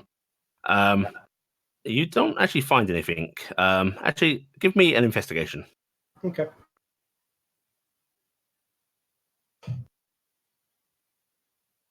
In the kitchen, the only thing that seems even remotely out of place is at the back of one of the shelves where he keeps various little bits. Seems to be a small pile of ashes.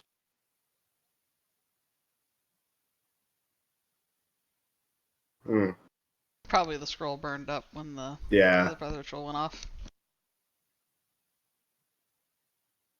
He'll make note of that. Okay. All right. The Shire Reeve does not visit that evening.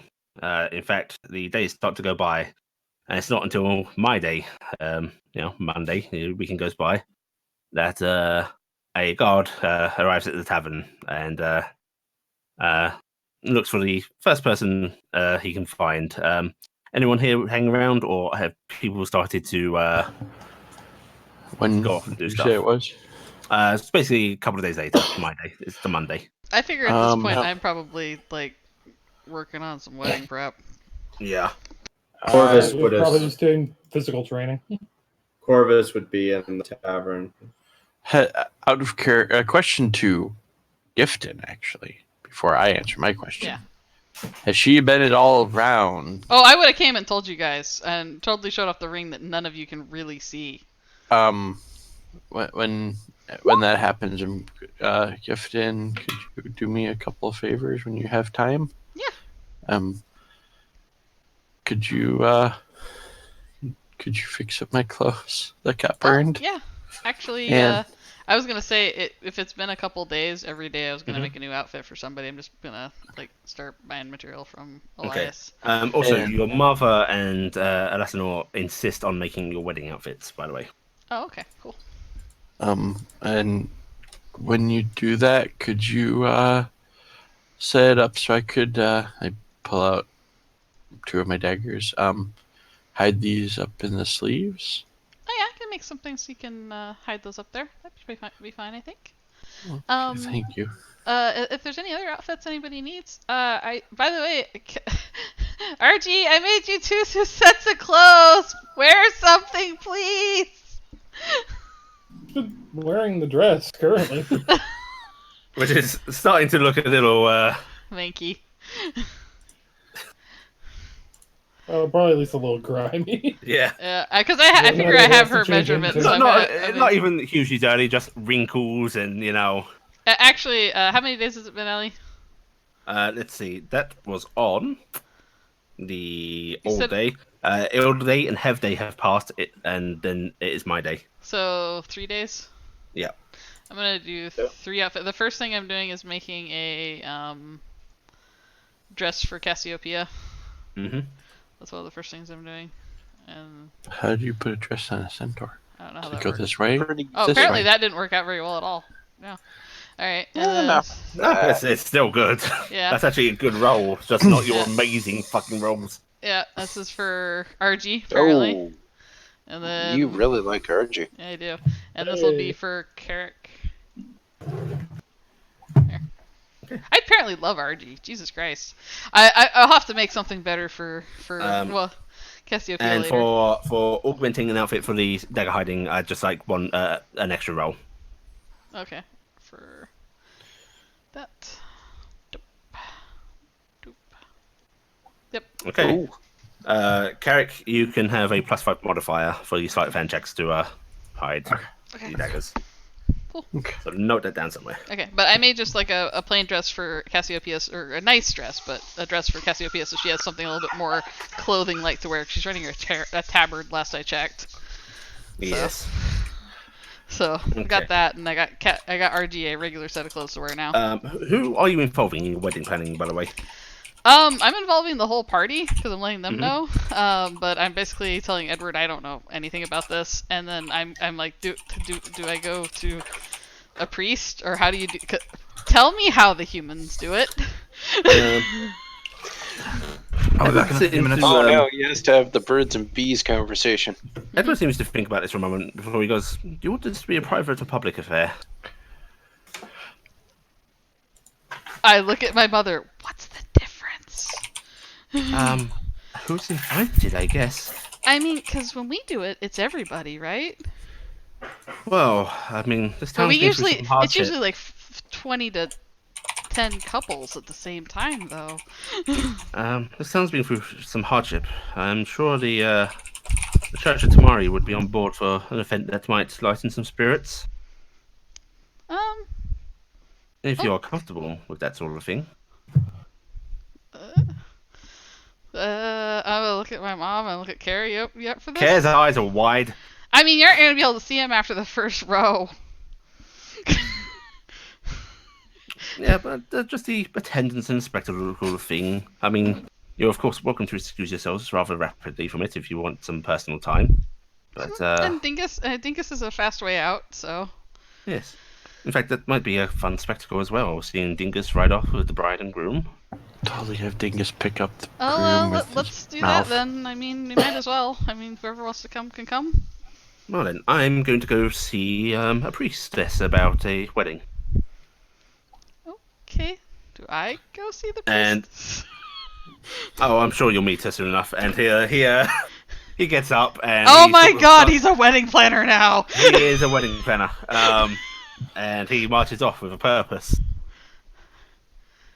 I really have to figure out what these mortal weddings are like. We never really went to those. Okay. Okay. Right. Sorry. So, on the my day, the guard arrives and Corvus, who he sort of sees in the tavern first off, and he goes, "You're one of the Tarnstead group, right? Yeah. The Shire Reeve requests the presence of your group tonight, if possible." Okay. I'm not sure if everyone is at the moment. I think Gifton's off doing her thing. I'll see if I can check everyone down. Please do. He says, as a man that looks like he's been run ragged over town, and nod his head at you, and then exits. Okay. You are able to spend your day trying to track people down if you want. He'll first take out the radio thing. Mm-hmm. Tell Thaldir, it's like, hey, the Shire Reeve wants to meet with everyone. If you can help track some people down, I know everyone's scattered about. I'll see what I can do. Oh dear. Are you anywhere near your receiver?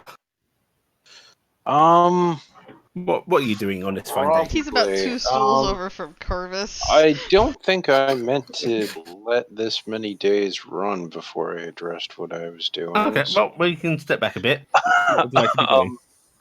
I had actually meant to go check on both Father Turner and Father Stone, Okay, we can do that. and Right, then also talk to the Shire Reeve about Glendoki. Okay. So first of all, we'll address the church floor first because that's on the way.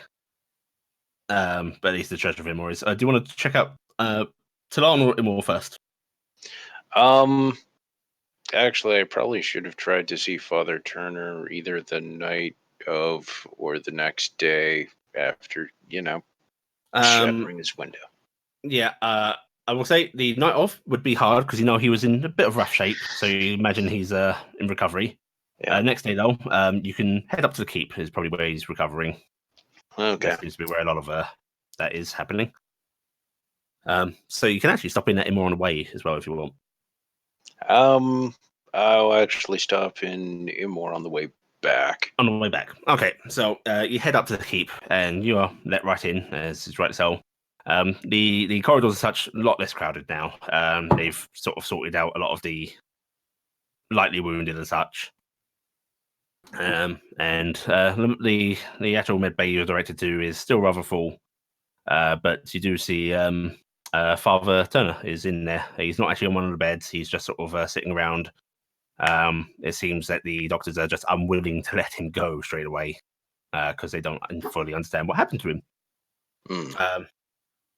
He still looks a little pale, but he does smile when he sees you, and it gives you a small wave. I'm going to walk up looking a little ashamed. Warhammer, is there something wrong, my friend? I apologize.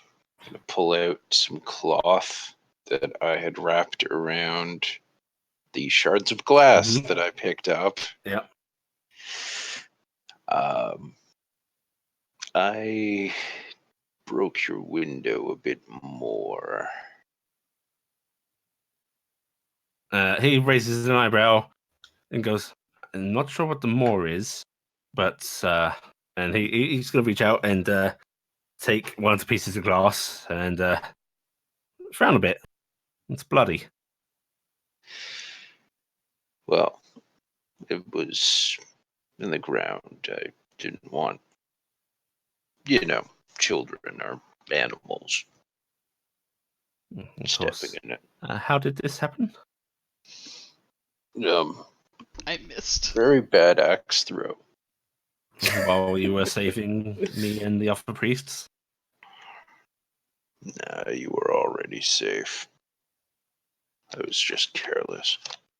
But it was in the fight with Aurel, yes?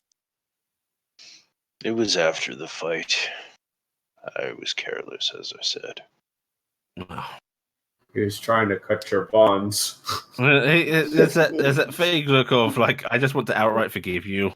But there's that mild amusement as well. It's like, well then, a penance. Say a prayer to Talon each night for the next week, asking for forgiveness, please. And you shall have it. I'm not sure I want Talon's forgiveness. Please don't think ill of Talon because of one man. Like I've tried to say before, this is not Talon's way. Talon is a good and just god. In fact, I thank him for, well, you and yours coming here. If that's how you wish to look at it, I will not debate it. I did not feel any assistance from Talon. I felt no resistance. Not in that church. He actually looks a little sad, and he puts a hand on your shoulder. I cannot force faith. And you are welcome to believe what you do. But know you have my forgiveness. That was all I asked. He nods and he looks at the splinter glass and goes, "Do you mind if I take these?" Of course. Thank you. Good. Now And, he If has I your can blood. help in any other way. Have you been helping the city? As much as I can. Then you are already doing more than could be asked of you.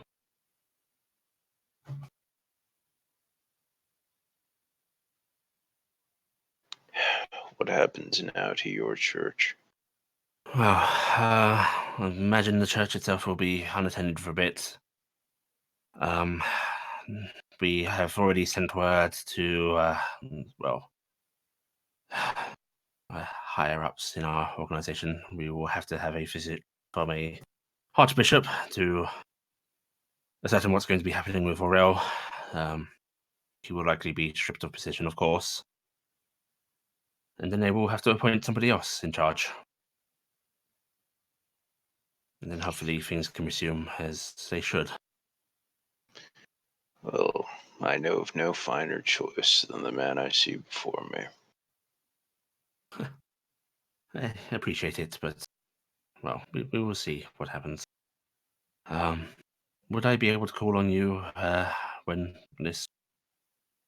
And he looks over to say the word, but he says, when this trial happens, to speak against Aurel. I will do what I can to be there. Thank you. It's going to be a messy affair, overlap of church and law, even when it comes to the church of law, or perhaps especially when it's a tricky matter.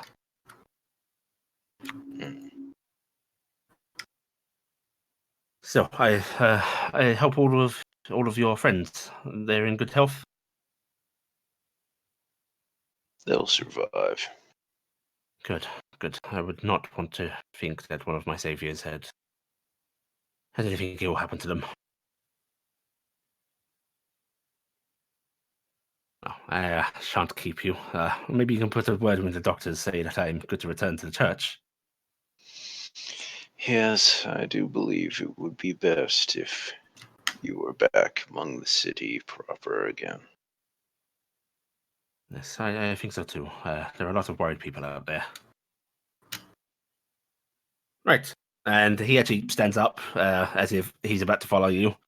And you can see one of the doctors noticing this, starts hurrying over. It's like, please, Father, sit down. Forge Hammer, Is there something ail anything you? wrong with this man? We don't know.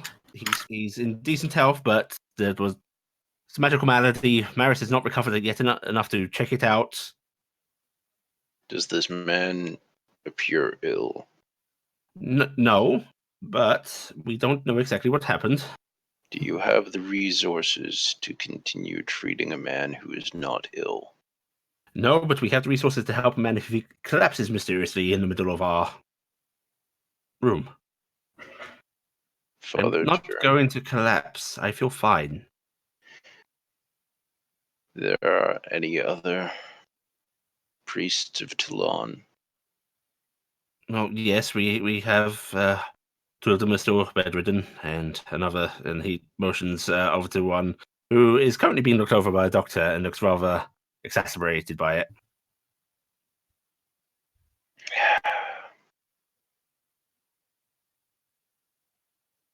I will be back, and we will see if we can make arrangements to bring these people back into the city. They need continuity.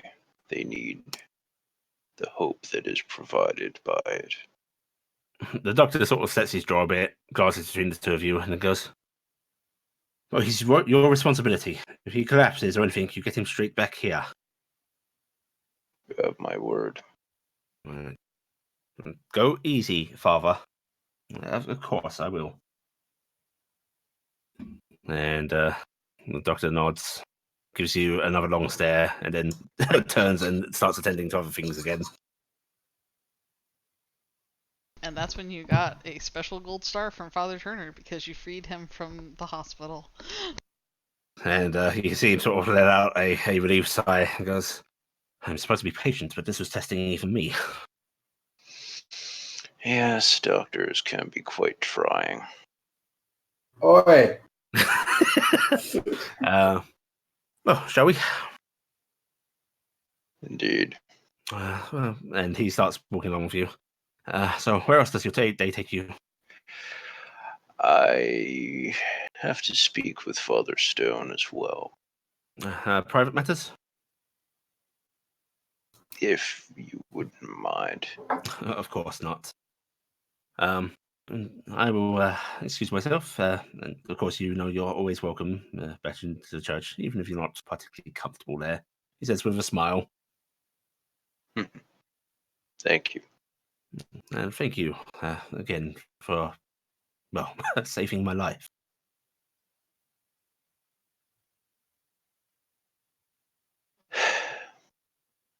We all do what must be done. And you'll do it better than most. And, I am thankful that your group exists. Oh, have a pleasant day. And he will excuse himself at the gates and just start going down the street. And he takes it slowly. He's actually he stops if he recognizes anybody or just sees anybody that might need a word. And he actually does start making around as such on the way back to his church. Being a visible man. Yes. And Good. Church of Immoral? Yep, Church of Amor. Okay. So you head to the Church of Immoral, and when you get there, the doors are wide open, and you can actually hear a sermon being held. There are lots of tears inside, lots of crying coming from inside. Would you like to go in, or are you staying at the door? I'll go in, but not push my way through groups of people. Yeah. You can get a bit in, but there are people standing about. But people do actually part for you, not in a we recognise you way, but just in the we're trying to fit as many people in as we can. Yeah, And, I'll try to move off to the side and stay out of the way. And you can hear that Father Stone is actually just giving a sermon for all the departed, trying to give comforting words to this mass of people who you gather must have all lost somebody or are just seeking comfort. And it does take a while. You gather the sermon's been happening for a while, and then it's another sort of half hour of waiting before he ends it. And he doesn't dismiss people. He doesn't send them off. He just simply ends the sermon and walks off into the crowd. And you can see him having more personal words with a few people that need it. And but eventually, you are able to get his attention as he comes over close to you. Yep. I'll try not to. I gather you're not intruding on anything. You're letting him take his time. Mm-hmm. Yeah, he does come over to you. Father, good words. Thank you. Thank you. I'm trying. It's a hard time for many people. But perhaps not so bad for you. I hope you've not come here for sad reasons.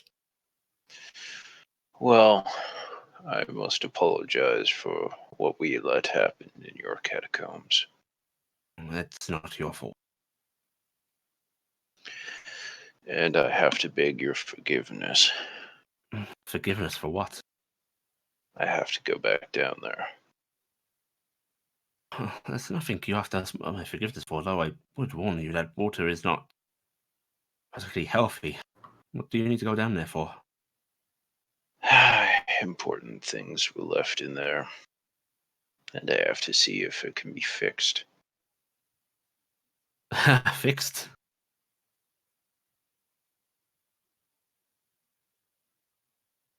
Yes. He shakes his head a bit and goes, I doubt that, but well, still, you are welcome to go down there. One more dwarf swimming through those waters is not going to desecrate that ground any more than it has been.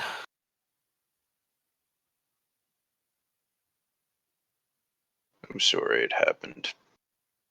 As am I, but I'd rather that happen than, well, worse. Don't forget to ask him for forgiveness about the other thing you did.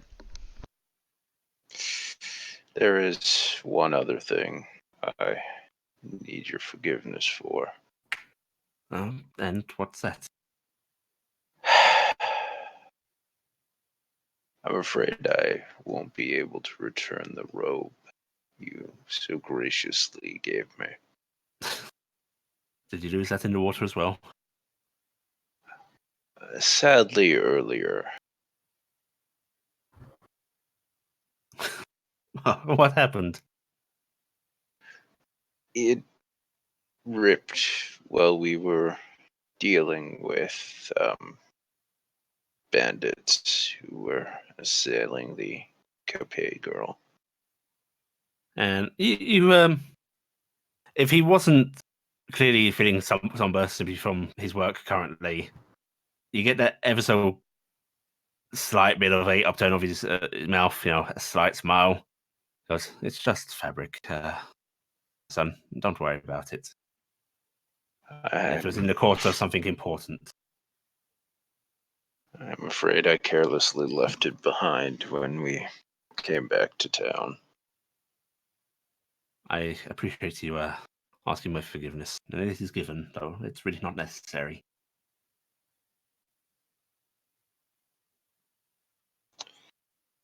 Well, thank you again, Father. If you need any assistance, please let me know.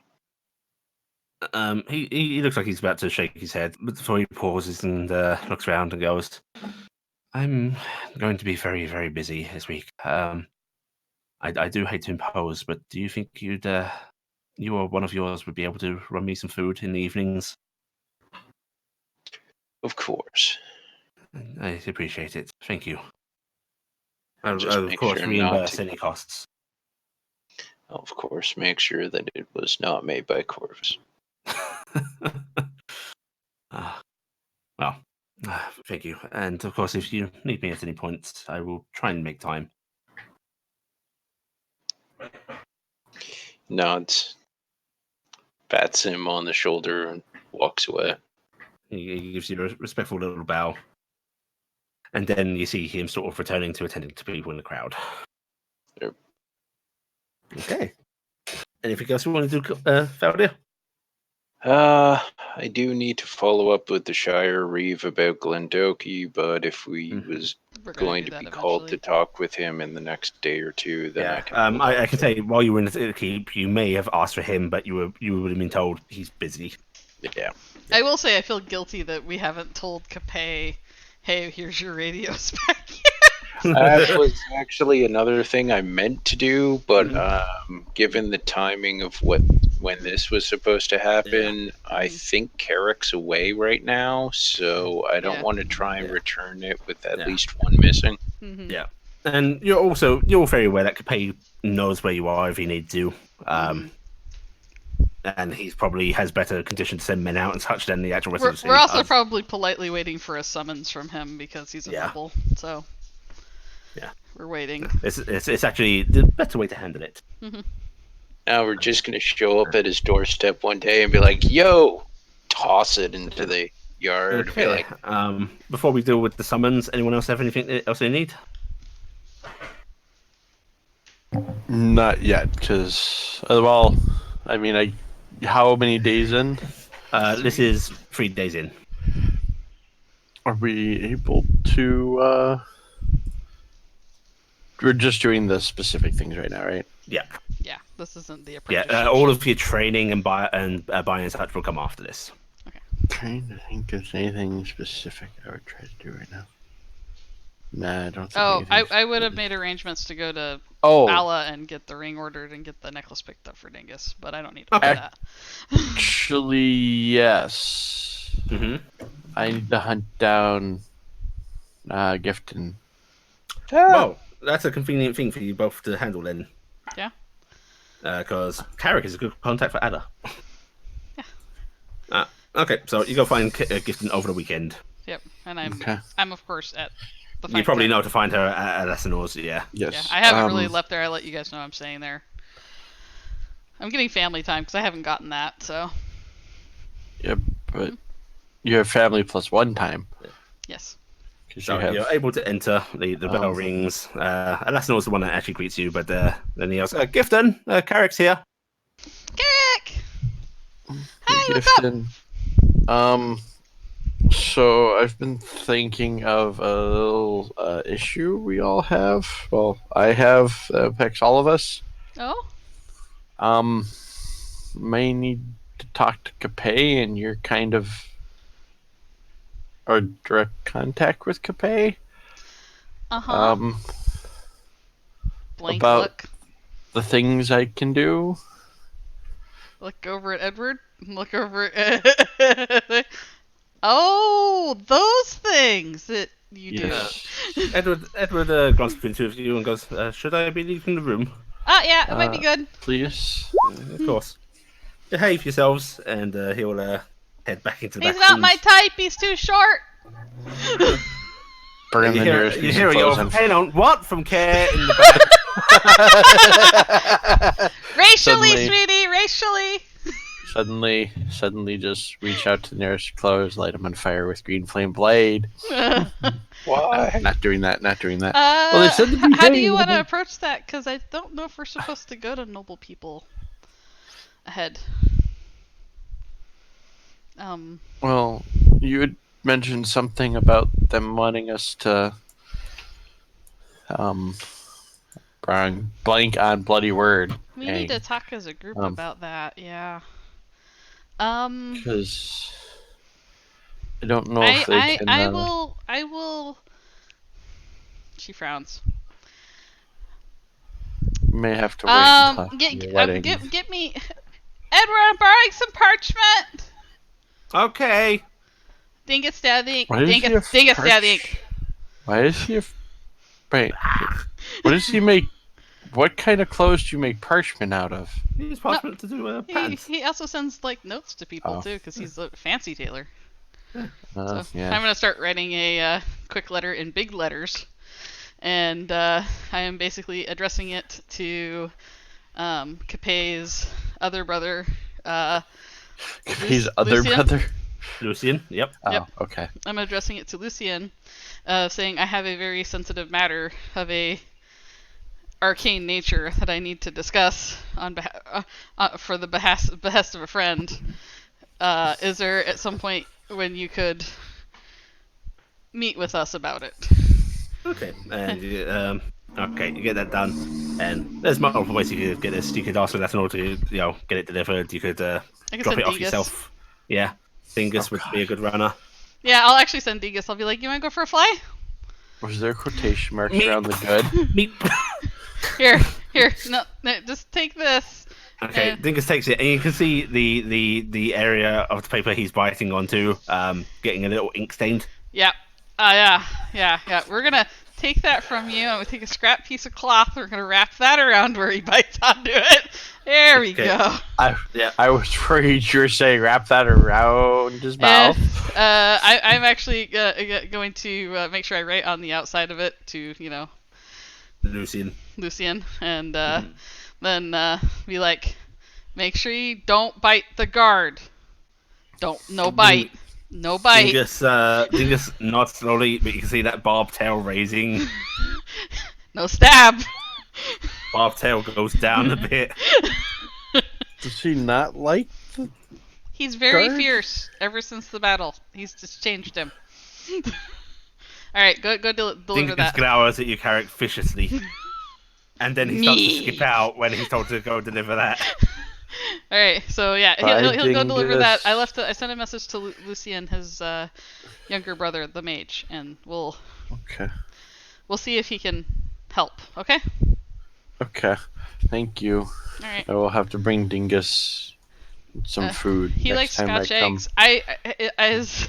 Is the meaty soup bone still open, or did it close after? It is currently closed. Yep. Yeah, we've been taking Most of the taverns in the city are closed. Yeah. Oh, so is this meaning that Edward, am I working? Elias is the only one working. Am I working for Elias? Because I would offer if he people aren't even coming in there. Okay. Yeah. Okay. Well, I'm going to I think vent people the are new version too of messed Scottish up eggs. right now. I'm going to vent the new version of Scottish eggs. Egg on the outside, meat on the inside. How did this even happen? Nope. Nope. You take a Scottish egg It's gonna be and egg put it fried inside of a Scottish baked egg. potato. Oh my god. Put it inside a baked potato. It's called the dingus egg. Dingus skips off. Alright, Dingus skips off, and I go, is there anything else? That was the big thing. I kind of want to get that all taken care of. Don't think Mom knows that I can do that yet, but Yeah, there's a She's lot of not things our real mothers don't know that we can do. Right, Mom? she's not What? real happy about me being an adventurer. So At least you didn't have to have this talk with your mom. She pulls the glove back. is that the arm thing? Yeah, the arm thing. No, which is slowly receding over the days. Yeah, it's very slowly receding. I pull my sleeve. No, I had to have this talk with my mother. Ah, cool. We're like arm buddies. I'm keeping the gloves on. Pull the glove back up. She was not happy about Grandma. Oh, but your grandma's so sweet. How could your mom not like her? She called her a fire-breathing beast. She squints. Does she breathe fire? No, but I decided after being yelled at for 5 minutes already, or was it 50 minutes? I lost track of how long it took. Wait, how did you go see your mom? I thought she was all the way in Wintercroft. Grandma took me. Did you get a fly? No. Oh, I was gonna say you're a dragon knight too, but now I know you're not. That would be mean to tell I had to ride in the back of my grandma. I She's ride my on grandma. Dingus. Yeah, but Dingus isn't your grandmother. I mean, would you ride in the back of your grandmother if she was still I did around? when I was little. I'm not little. I mean,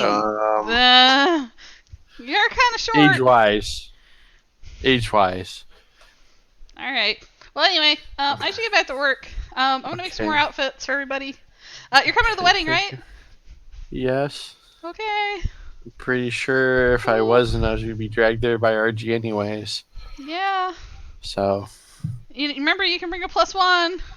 Psst, the ring. Oh yeah. Do you think you can help me get Ala to make me a ring for care? I can try. It's a very small How about ring. you do that since I did this other thing for you? Okay. Sharesies. Bye bye. What size does he wear? About this big. And she's gonna make a circle with her fingers. Is it bigger or smaller than yours? Bigger. Bigger? Okay. Slightly bigger.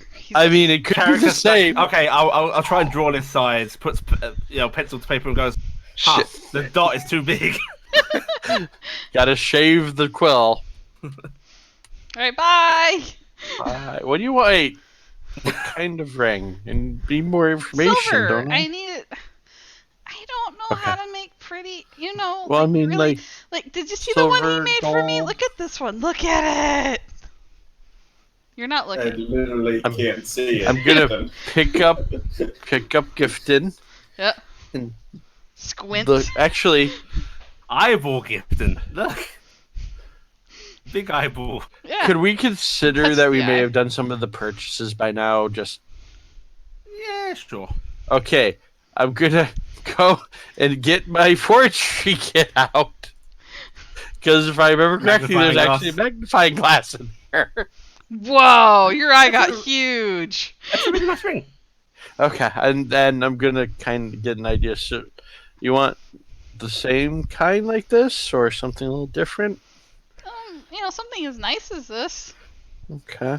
What was hers? I've already forgot. What was yours made out of? Was it gold or silver? The one you got. I don't It's know. silver. Silver. It's, Okay. Yeah. Do bit of a you tradition. want silver also? Silver. Okay. Silver. I put gifting down. Okay, bye. Bye. Go away now. I'm gonna go. Cass. Yes. When you went to check on the car and such, the lumberyard there seems to have a lot of people carrying lumber off into the city, and you can actually hear overhear people basically directing, how help to rebuild, or at least try and shore up some houses that are badly damaged, that kind of shit.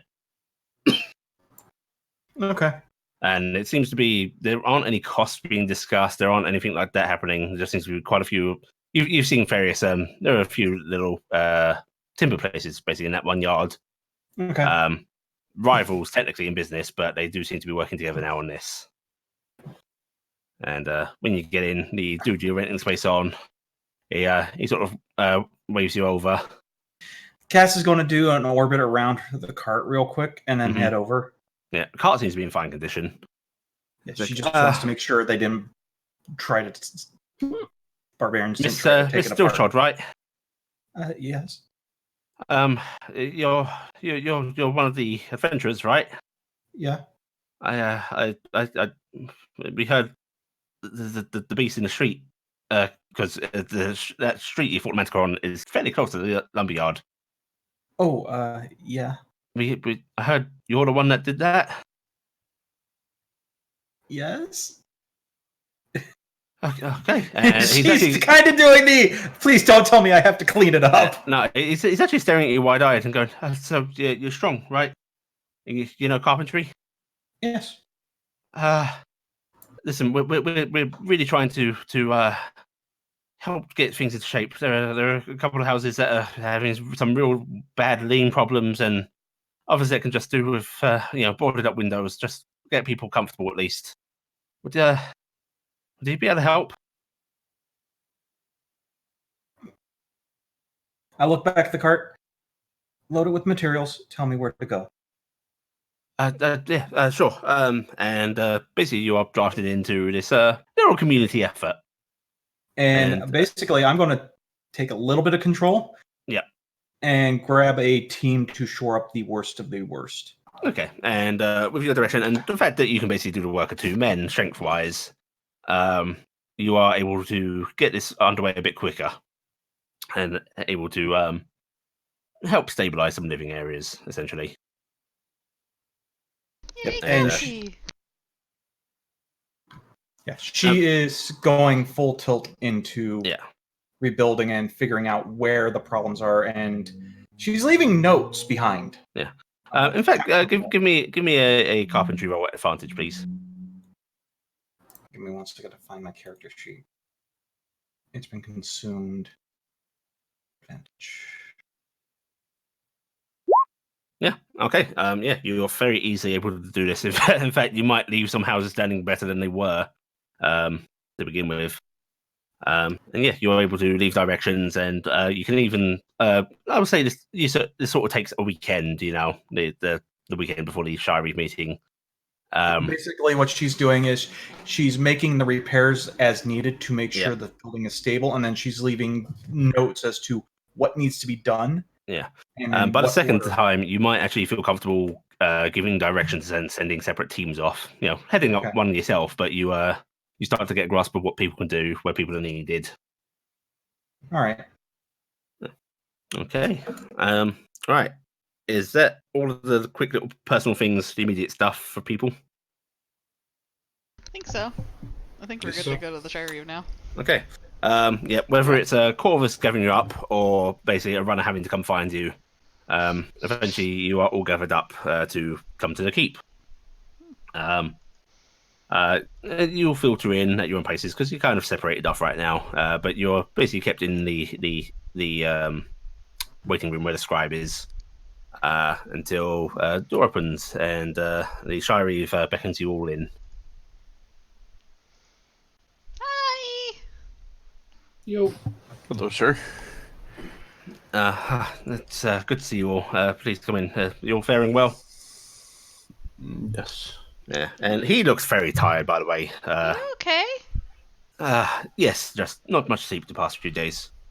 Please, be help?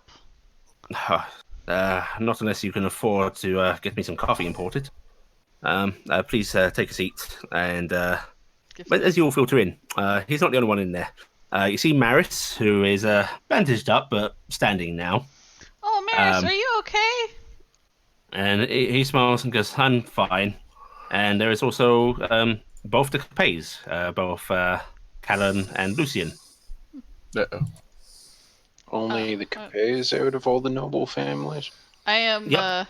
I am gonna sneak over to a certain Marish really quick and just be like, permission to cast something? Certainly. And then I'm just gonna do this a few Curse. times. Oh, you're using it on him, are you? Yeah. So there's that faint glow, and then you see him blink and sort of wiggle the arm that was bandaged and slinged up, Yeah. and then move it. Go, oh, I've missed having a good healer. Oh, thank you very much. I told the doctors where I was in case anybody needed me. Yes, well, they saw there was a minor fracture. They thought I was going to be fine. But that's very nice. Okay, as long as you're all right now. It looked worse than what was his victims. All right, and then I'll do a mounted bow at Capet and his brother. Yeah. And Capet smiles and nods his head at you, and Lucian gives you a quick nod as well. And Shirey goes, well, I was discussing matters with Capet, and it felt right that you'll attend as well. What with the ties you seem to have. As you may see, we are now starting, the restoration of the city. Capet has very kindly offered to front material costs towards this effort. And Terrace is providing some aid, not quite so generous, he says, and you can see a look of disdain on his face at that. Still, your efforts cannot be ignored. And we have been discussing, how to recognize that. Sadly, the city's coffers are rather taxed, so my reward will be paltry. But he starts pulling some things out of his desk. Here, this is all for you. There should be 500 gold pieces apiece for you all. And there is a loud clink as a large bag of coin is put down on the desk. Gifton actually looks terrified of this much money. Yes. Cass's ears go straight up. Not nearly the award you deserve, but I was hoping I could offer something to put in the place of more funds. Your efforts are far more than would be asked of most bronze rank adventurers. In fact, I'd like to advance you straight to first class silver rank. This will afford you keeping of your arms in most cities. You'll be offered a lot more jobs from various guard posts, and if you ever make your way to one of the surplus store areas in Winden or so on, you'll be offered a wide range of magic items to choose from. Paid for, of course, but they're not so restricted in choice. Gifton's hand is slowly going up. Yes. I'm gonna be happy. Can we get Dingus registered too? I mean, he faced a manicore and he bit a ghost. He stares at Dingus for a moment before slowly nodding. I was just waiting for the meep. It should be in. I'm gonna We also. can give Dingus a honorary mark. I'm gonna say in Sylvan and a guard. Me and Dingus work as one person, so it would be fine maybe if we count it that way. I think we can give him an honorary mark. Okay. I'm gonna pat Dingus like I'm so proud. Capet tells me that you're all likely to start continue working as a group together. Yes. Yes, sir. That's fine. Well then, I'd also like to waiving the fee. Move you up from just being registered as a group of cohorts to an official red venturing company. What does that mean? Well, this would get you recognized as something more than just a ragtag group. It's being registered under a small adventuring party, just people come and go. This would allow you to, you'd get some allowances depending where you go. You'd be allowed to own property under your company name. It just comes with small benefits and mostly recognition. It's and he sort of rolls his eyes a bit.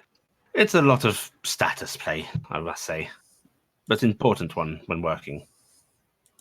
Okay. Thank you, sir. Of course, you'd have a commendation from us on your record.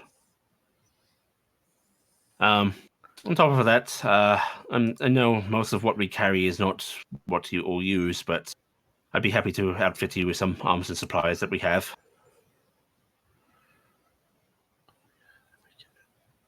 Discount. That's very generous of you, sir. Was that Carrick? That was an out of character comment. I was like, I might have to pay for one of my weapons.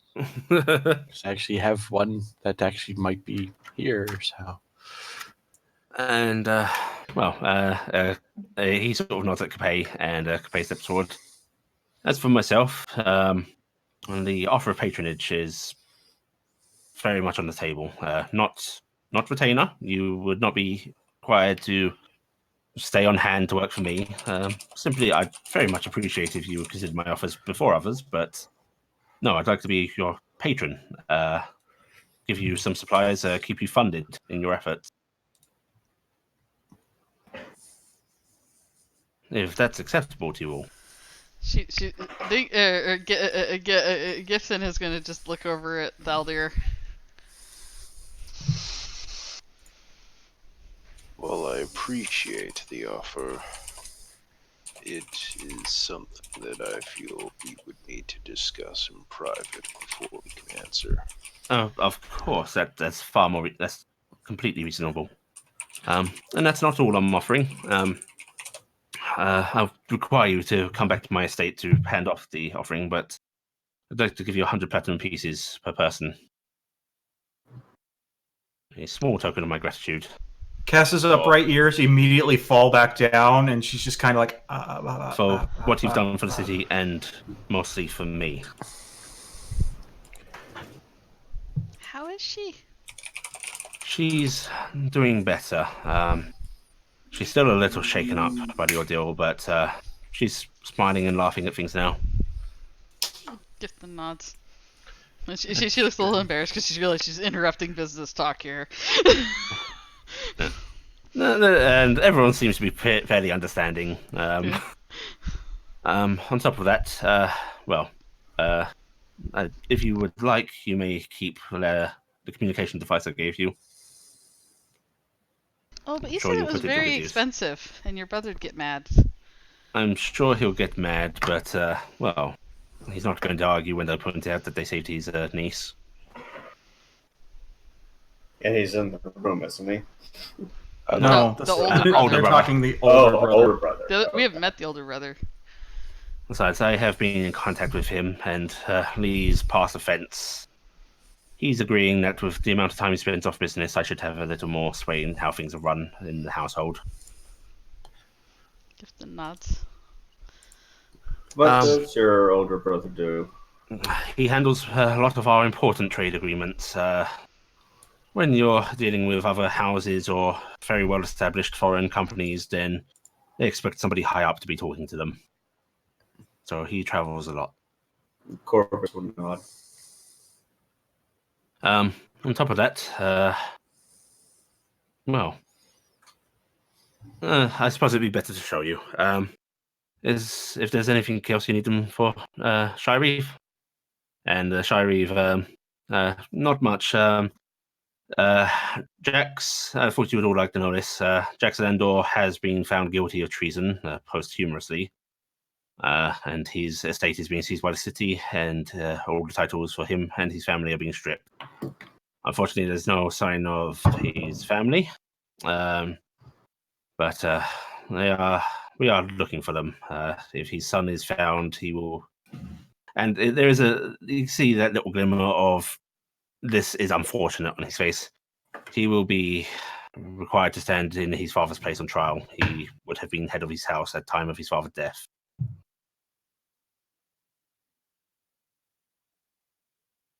Is there any idea where he may have absconded to? Maris is still trying to piece together some of these scrolls and see if he can figure out any link. Unfortunately, with the damage to the ruins in the building, it's hard to tell exactly where they were directing. Sorry. It's not. Don't worry about it. That needed to be done. I understand. Maris, Yes. I don't know if you've been made aware of this, but it seems that the scrolls that were used may have burned out during their use. I found piles of ash in the King's Mercy. It's only logical. Most scrolls, well, if the magic's powerful enough, it will take the paper when the words are erased. Do you need more of those scrolls, Maris? I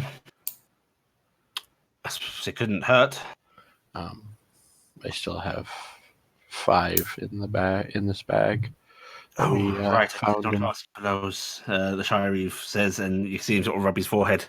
I should have. I apologize. No problem. A lot on my plate. Maris glares. It's like, gonna- I needed 5. I think you've had a very long several days, sir. Yes. I'm gonna pull the 5 out and hand them to Maris. Maris will take them with a thankful nod.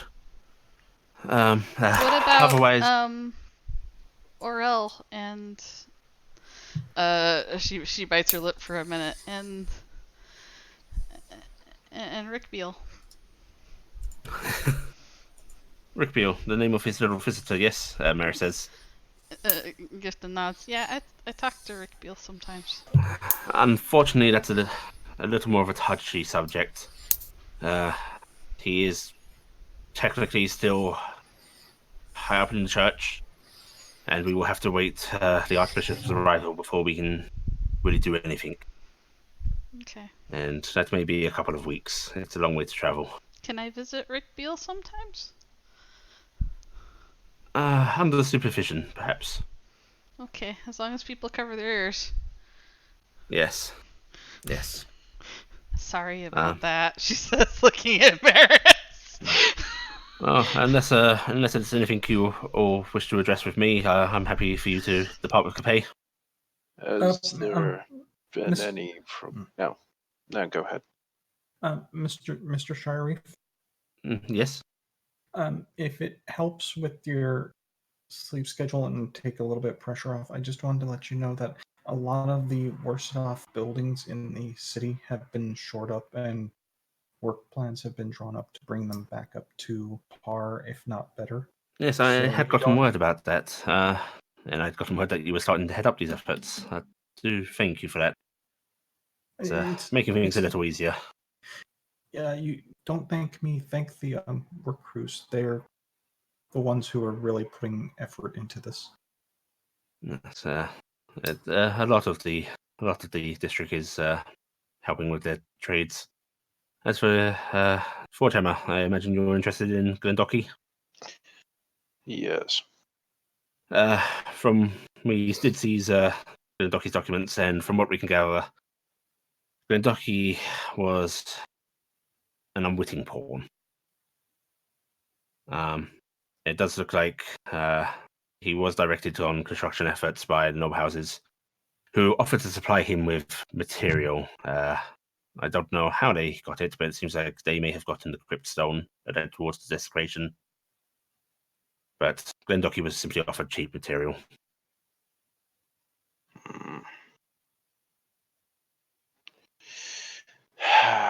So there are a few other things in his ledgers that I am concerned about. I do believe he may be cutting some costs, but as for treason, no.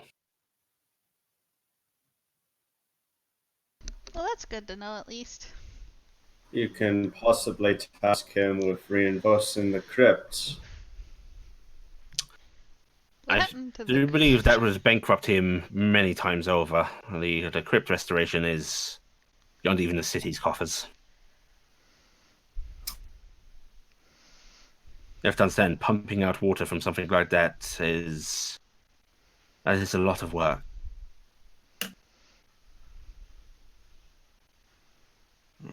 You'd need like a very powerful mage or somebody who could go in there and Water shape. Totally not looking at Maris at that time. Maris, powerful mages doesn't even begin to do it to shift that amount of water. I mean, you Well, need to close the hole first, right? close the hole, move the water. Yeah. Frankly, the cost it would cost to hire out a mage of that caliber, while it would take more time, it would be cheaper to do it the manual way. It may be something the city can look forward to in future, setting up, God, Ali knows how this is done, but does not know the technical terms. Basically, it's a whole array of damming and pumping in turn. Sub pumping, all that stuff, yeah. Yeah. Lots and lots of water breathing spells.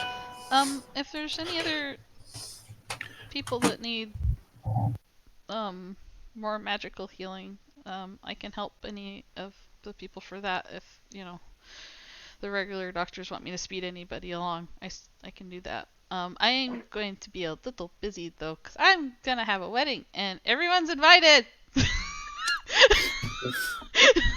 Oh. Very appropriate to mention this to the administrators. Shireen says. And We're doing it like the mortals do at Tamari. I'm learning about gods. Well, I will see if I can attend. Shireen says with a smile. Make sure you get some rest first. Yes. Do you know when this is going to happen? 3 weeks hence. 3 weeks hence. Okay. On Tem Day. It's fitting. Yes. Okay. Yeah. Hopefully we shall be free by then. And Capay sort of bows a bit and goes, I would be honoured to attend. I would love to have everybody there if you have time. Certainly. Right. If there's nothing else, yeah, you're welcome to go with Capay. Okay. And Capay glance around, make sure there's nothing anyone wants to do before he actually goes ahead and opens the door for you all. Gifted actually seems really happy to be back in the company of the Capays. Yeah. And basically he will. What? Read down dear saying. And he and Capay and his brother basically lead you back to their own house. You do see outside the keep a few of their personal guard are waiting, and they just flank you at a casual distance. And you march back. Once you're indoors, Lucian looks over at you, Carrick, and goes, Mr. Mask, there's something you wish to discuss? Yes. Looking around and seeing what's around us for rock. Wait, how did you say? How far did we get? Are we back at You're in the house? Capay household. Yeah. Okay. Gift is gonna look around and go, are there any listening ears nearby? A few servants that are in the main hold sort of look up, and Lucian smiles and goes, "You can go to my chambers." Okay. And Callan sort of looks at the rest of you and goes, "Refreshments? Anybody?" Me. I'll have something sent up to your room as well, Lucian. And Lucian nods Bye. and Bye. Bye, and Carrick. leads you away, Carrick. Bye. I'm gonna go up with him and Bat those eyes. He might like you. And he leads you into his own quarters, which are very library-like. It's almost like a sub-library for the house. Lots of books and shelves. within the library. Within a library. He bids you to sit down in a rather comfortable-looking chair. I'm gonna take the seat. So I don't know if you guys can help, but I know there was talk about us assisting you and such. Well, you see, I'm gonna hold my hand out and cast precipitation and make a little dancing flame in my hand. Well, that was not where you were a mage. Only the group knows, and it's been since Tarnstead that I found out that there's some dragon in my family. Oh, so this is not something the government's aware of. No. And I really don't want to be pulled away from our little group here. You say this a recent occurrence? Yeah. Were you never tested as a child? Not that I know of. I was about 3 when we moved to Tarnstead. Don't know if there's a single mage in Tarnstead. Kind of backwater area.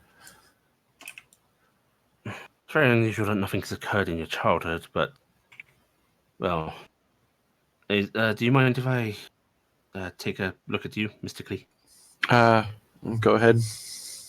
And he stands up and he starts doing some incantations, and then he looks you over, and you can see him visibly frown. He's like, "You are not hearing magical at all." I'm not. No.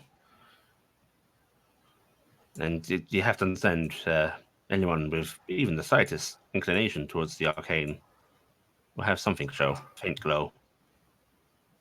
I mean, crap, I lost my character sheet. That's at the button. We're gonna. How big is this house? Is this room? I mean, not the house. It's sizable. Over 15 feet by 15 feet, or am I making a smaller version? I'm doing the familiar, the dragon, but size properly for this room. Okay, and let's see. The words you speak, do they come naturally to you? Yes, I Do you know what you're actually saying? I would be speaking Draconic, I'm guessing. Right? It's draconic, but it's essentially nonsense sounds. Um, It's all that draconic syllabling and the harsh sort of sounds that identify it as draconic, but it's essentially a nonsense string of words. I know I'm speaking Draconic. I used to be able to, but... Huh. Well, I can see that, and I can see it's magical. You don't show up at all. Oh. You are a very unusual case, Mr. Mask. But you are wanting to bring this into the light, yes? Yes, I'm concerned if the Shire Reeve or any of the other people in his kind of position were to find out that I'd be swept up into the military. Give me a few days to write something up, and then we will approach the Shire Reeve.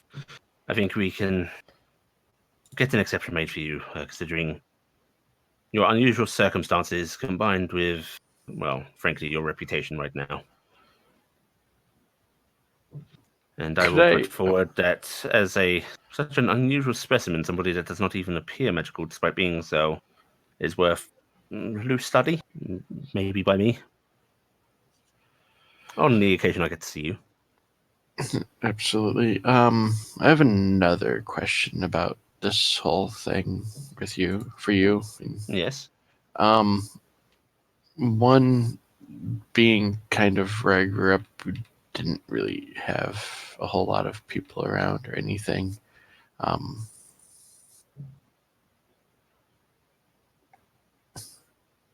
How are dragons thought of nowadays? I knew stories of the old war, but he actually gives you another look, and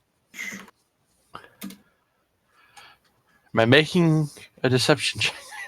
If you want to, I mean, if you're trying not to give stuff away, yes. Go ahead. He's not a dragon, is he? No, he's not a dragon. Okay. Oh God, there's one of my. Okay. That's not gonna end well on him. Whoa, only just. Wow. Yeah. Okay. A sort of amused look crosses his face and goes, "Oh, so draconic lineage, is it?" Yes, sir. Any other signs showing beyond the magic?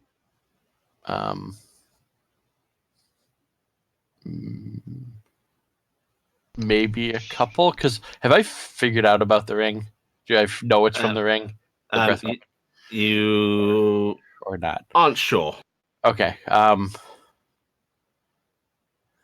He's gonna.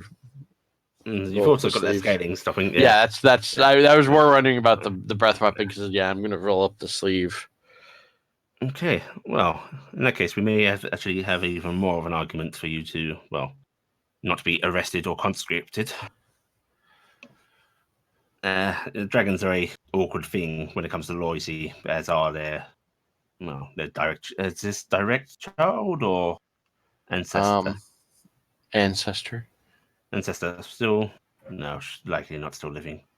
Sorry if that sounds crass. Not Do you know? gonna correct that one. Do you know whose line you're descended from?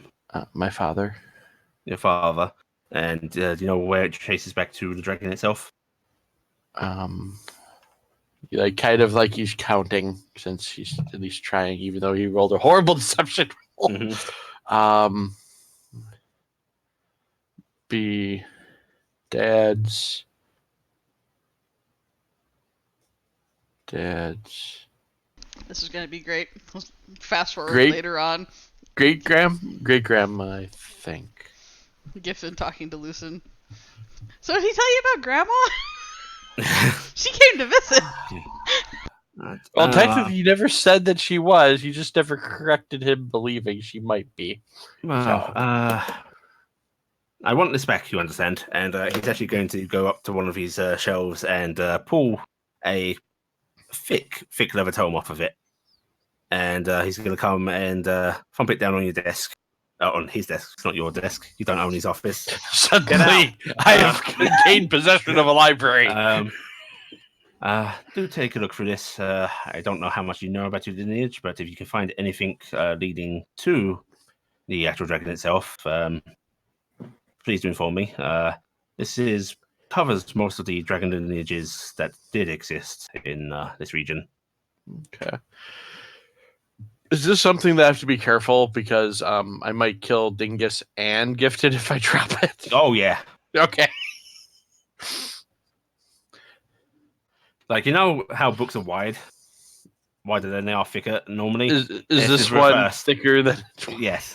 It's so in my experience, we call those ledgers. There's claim ledgers, which are like size of 3 feet in length. Yeah, basically, it's big.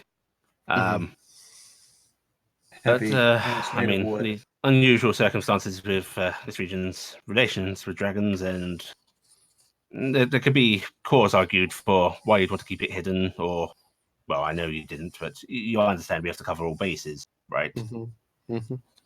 Yes, I think we can get you out of this. Okay, thank you.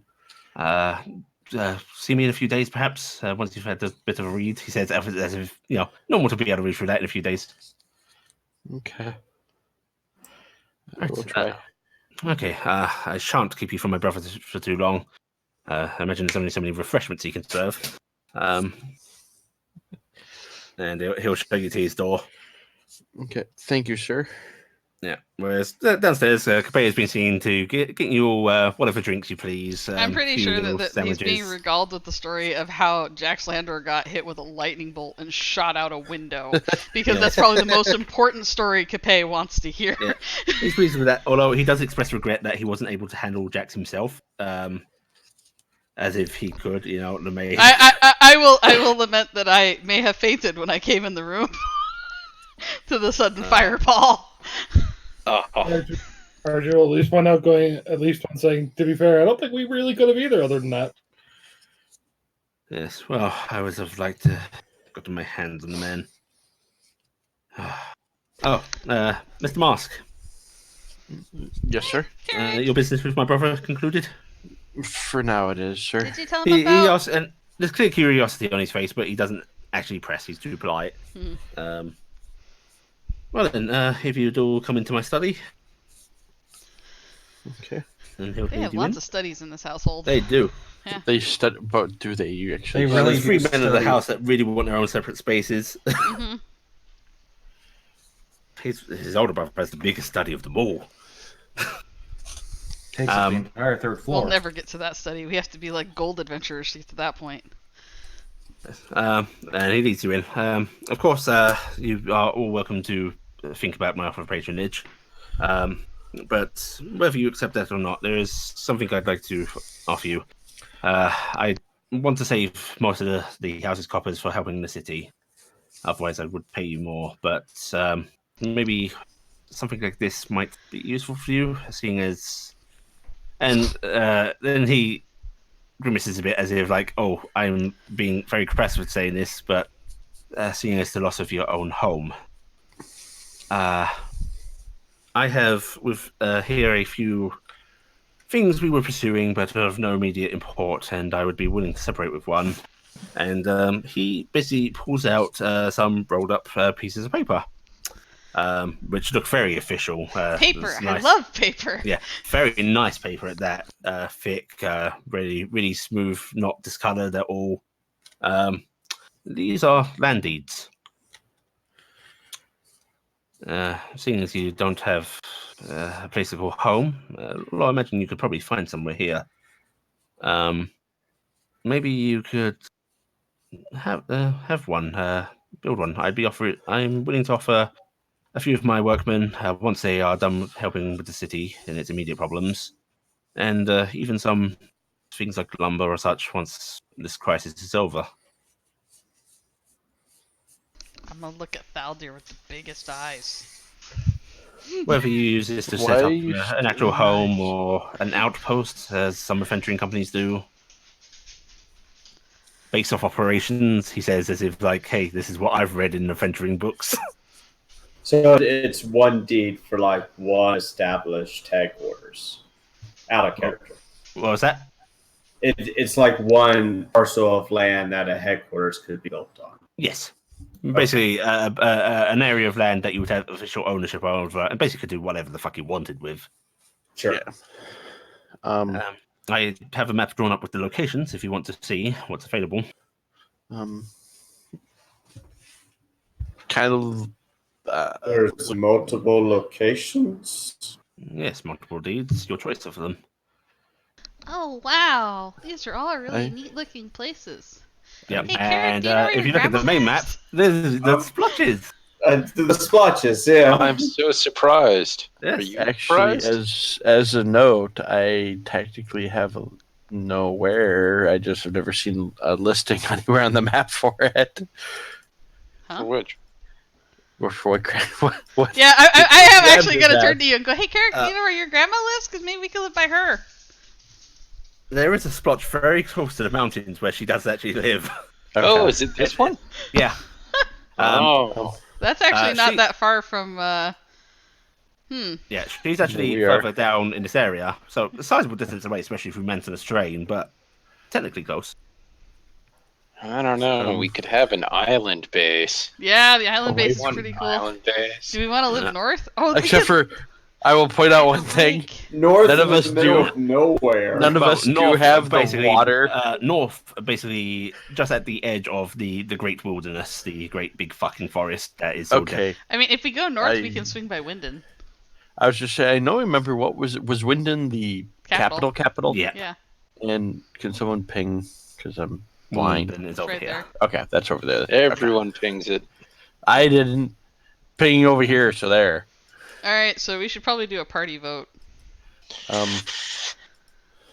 I have problems with the island because none of us know how to pilot We don't ships. have a boat. I like the island, but we really don't have a boat. And Or is we it just really had to pilot one? Cassiopeia spend all that time All right, building a Cass. cart.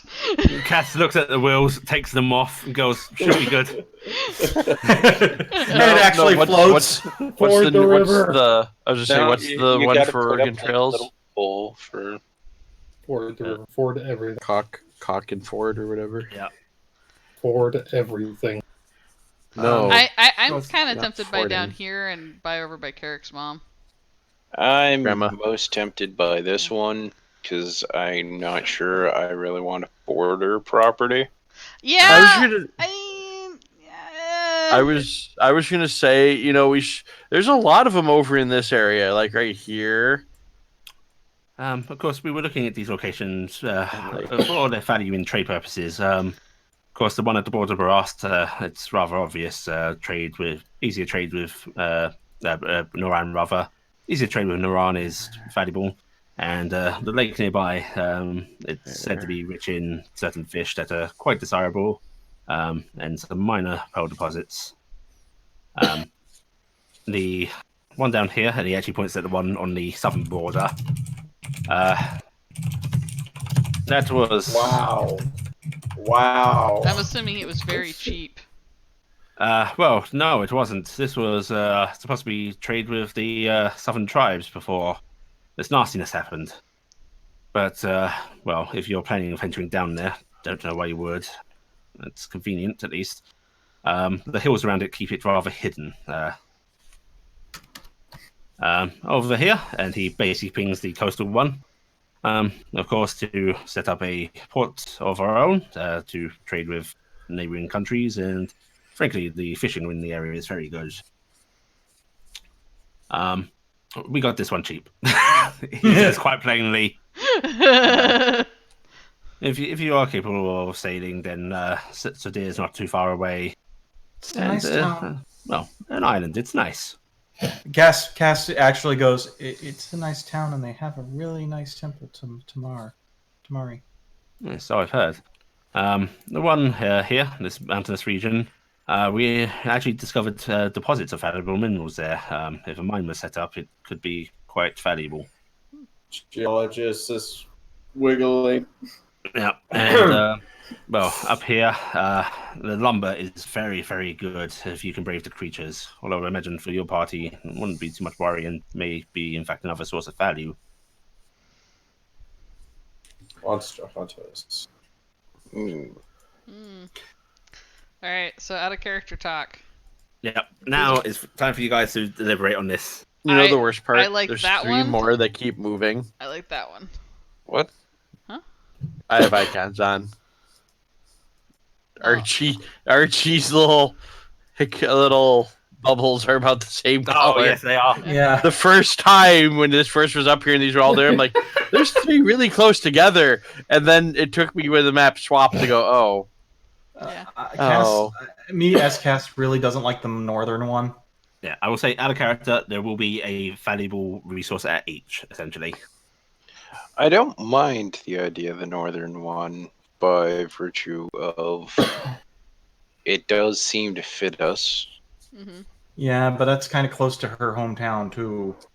I like the mountains, but at the same time, I also like the northern one because it keeps us moving that way towards what probably will be plot for other characters, and that like our subplots. Yeah. I mean, I would like to go up to Dulwood or to up there Winden. sometime. I wouldn't mind going at least to Winden. I don't know how much further north I want That's to where I go. want to end up. As to character subplots, that's something I actually mentioned to Sam a few days ago. Do keep in mind, you really don't have to rush for them. Like, take Critical Role, for example. They didn't hit some character fucking subplots until well into their campaign. I mean, it's not a rush for it, but it keeps us moving that direction instead of kind of tooling around the mountain. This tempts me just because we're really connected right now with Dulwood and Southwest Time. And we can always skip over the mountains to this area. Yeah, I do like this one for its location compared to the things we're already attached Honestly, if he had to. something right here, I probably would say, let's do this and we take back Tarnstead. Yeah. And he will also point out that the land deed is essentially those entire squares those splashes are in. Oh, that whole block? Shit! Yeah. That is a big area. Yes. Holy shit, that forest is huge. I think that's There's a line in the middle. Oh, there's a line, there's a right line, there's here. a line. Yeah, that's not as big as I thought, but still, that mountain's pretty big. Of an area. And the That's- one over here that's- is, of course, all those little squares that's It's very tiny, I'm assuming. that's Well, actually all the one it's touching, which would make Oh, that's pretty Yeah. nice, that yeah. one. That one. Yeah, see, that one's interesting, but I don't know if I want to be that close to Noran. Yeah, that's the thing. I what's really the like this one, relationship but with yeah. Naran like right now? peaceful, but not like Peaceful but particularly tense. peaceful but tense. Not in that we're about to go to war tense, just like you've done us bad tense. But they're So also Soviets probably versus the still- U.S. Bad. Oh God, no. There's still probably, it's been 10 years since the Also, devastation of like, the I northern mean, the main country. thing is like, well, for me, my mom is gonna live in Dulvewood. Blackie's mom is gonna live in Wintercroft. Wintercroft. His grandma lives up here, right? And Yeah. it would be nice when we went home, we could be near. Yeah, as much as I might like the island, Yeah. I really love the island idea. I love the island. I want the island. and as much as I like this one, Yeah. in the north, I think if the mountains might be the best. I will say mountains is good and close. Just by sheer travel through river being easy, this one down here would also be easy to visit if you guys had a river travel means. Yeah, it's just if we God, had wild us- lands. if we had a It's Us still showing up on problem. the border would just kind of really irritate a bunch of the barbarian. Yeah. Also, tribes. if you had a boat, Wintercroft then becomes very easy to visit from the island as well. yeah, that's the thing. Yeah. If we have a boat, it honestly becomes easy to visit everybody. But Alright, we so don't how have a much boat. is it? Also, remember, Capet has offered men. That might include boat people if you so ask. Boats Boats are It's the like technical term. All right, thousands of gold, So- aren't they? let's do this. Okay, I think Dude, he just gave you 100 plat each. I think it's Yeah, between no. these three locations, right? And the Inkling up there is just it fits us, but it will have issues for, unfortunately, Cassiopeia. This one is nice because it's close to people and it's close to Blackie's grandma and shit and that. But if we take this, we would vaguely be in a similar situation. But we all really like the island, right? Also, the island does allow easier travel up to basically the border cities, the cities on the coast as well, which covers basically a lot of people's plot then. Yeah, I mean that would be the nice thing, and the nice thing is we would have that safety of knowing most people aren't going to go assault our island. I guess the next question I'll ask for the in-character information would be, what was the island like in terms of terrain and such? Terrain, it's a bit rocky on its shores, indeed, some cliffs and such. But once you're up there, it's quite lovely. Some nice fields. Is it Scotland? And essentially Scotland, yeah. Yeah. Sweet. We Alright. must invade it and force it to become part of our country. Ali's mind immediately went to fucking Craggy Island for Father Ted, but sounds. Isle of Skye. Isle of Perfect. Skye in Scotland. Maybe the Isle of Skye. now That'd be nice. I'm just All right, gonna so build a church for Father Ted. All right. I'm gonna orchestrate this. Votes. Put 1 in chat if you want mountain. Put 2 in chat if you want island. Put 3 in chat if you say fuck everybody, we're going north. What about border? Is there a border number? Border's number 4. Are you guys scared of the Goliaths? Yes, we're scared of the Goliaths. I'm not allowed to be by the Goliath. Considering the selling point on that one is, well, it's down in a thing, so it's well hidden. That doesn't make me feel safe about building a home there. The numbers, please? 'Cause I forgot 1 is already. the mountains, 2 is the island, 3 is the north, 4 is the border. We are completely ignoring this one over here because that just doesn't interest anybody. Nobody Border, southern border. Southern border. I don't think anyone's interested in the. Nobody by wants the Tarnstead. lake. Yeah. Okay, so 2 for island, 3 for island. Yeah, I'm gonna go. Okay, that's it. Island has it. Sorry, Statue Blackie. I really politics. wanted the mountains too, but that island, we can use the boat. I was really torn there. I do like the island very much, but Yeah, it's just simply that island. yeah, it's an island. If I can somehow buy that property later, I will try that. It's fine. We're gonna. That might actually be a possibility because Capet's It would losing actually probably any- be better if us to take the river down here to your grandma anyway, because she's up this way. I will note, just since I actually pulled it up, the cheapest boat that won't slip and see is 3K. So Yeah, doesn't help. don't worry. You guys have been getting within 100 plat each. This dude is not wanting for fucking cash, and also his boats are going to be a little useless right now. Can't help build to see that. Yeah, you can. You can disassemble them. Actually, this gets you help from men a lot quicker because you know he can actually send a boat crew off with you. Gifton's gonna hold this one up and go. How do we get across the water? Is it like going across the river? I can certainly loan you a ship. Do any of you know how to sail? No. No. I shall see to a crew as well then. Is that the one you're interested in? Yeah. I don't know if we need to go right away though. Oh no, there's no pressing time. Just something I wanted you to have. That's very kind Keep of us you, away sir. from the Goliaths. You've been way too nice to us. You have done me a great service. You have to understand, and he closes his eyes. In my heart, this does not even feel close to the appropriate repayment. But there's only so much I can do.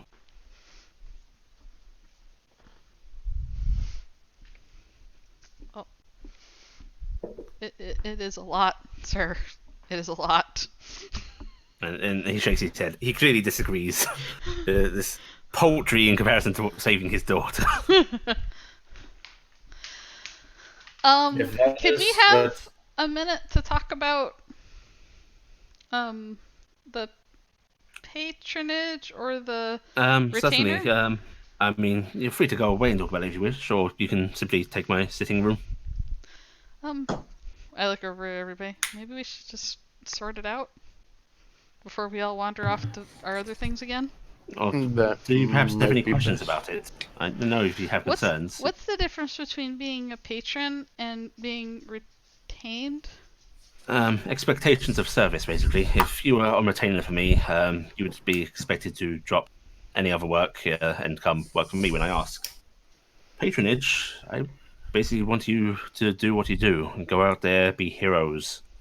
If I do ask you to work, just consider it. It's not a demand. This is basically me saying I believe in what you do and would like to see it done. He would be acting as our benefactor. Yes. So Someone who- anything we do good reflects good upon Capet as well. So And he smiles a bit, and I suppose there is that. But truly, it's not my main goal. no.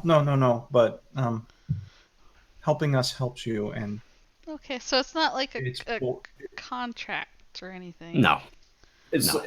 it's not like your employment with the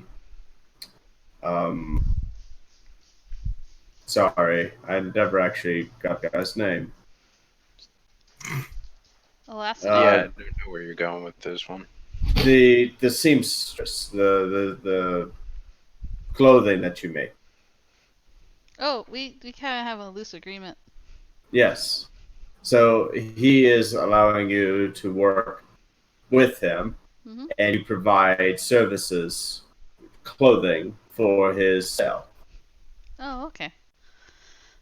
Instead of actually being someone under him directly, Okay. there is a partnership between you and him, like us and Capet. Gifton actually looks like she may have gotten more confused now, but she's gonna nod like she believes. For example, if you do plan to set out here, and he taps the island, until one of you decides to learn how to sail, I'd be very happy to basically put a crew to work for you for as long as you need. If you decide to set something up on that island, I will be happy once I'm able to get them. He's just gesturing out towards the city, the bad state it's in. Send supplies for you to build a base of operations. Could even have some people work out there. There are plenty of nice fields to till. Mr. Capet, that was Yes. actually a question I had about the island. Yes. Aside from it being incredibly cheap, what resources did the island have on it?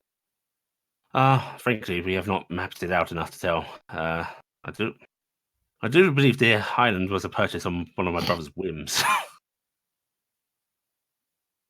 Caspia just kind of looks and goes, so beach resort then? I suppose. But I mean, there should Pretty be. sure my brother came home waving this paper, going, "I bought a whole island." Future sort of bragging rights, perhaps, but the fishing should be good. The field should be healthy.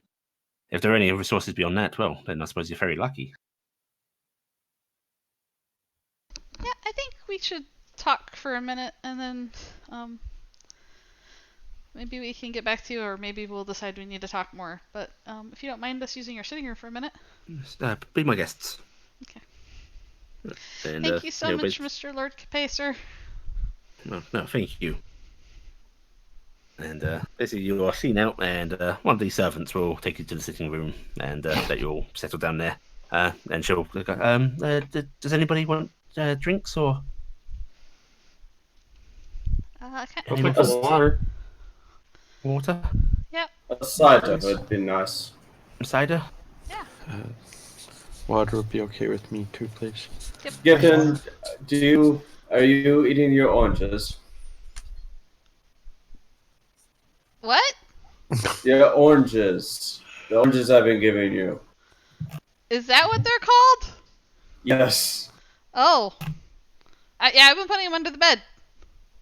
You guys has been getting really angry about them. It helps. They're like deceptive eggs. I don't know. He's been sniffing them and tossing his head about and growling. Where did you find oranges? Jeez, they're like tropical. Where did you find oranges? I don't know.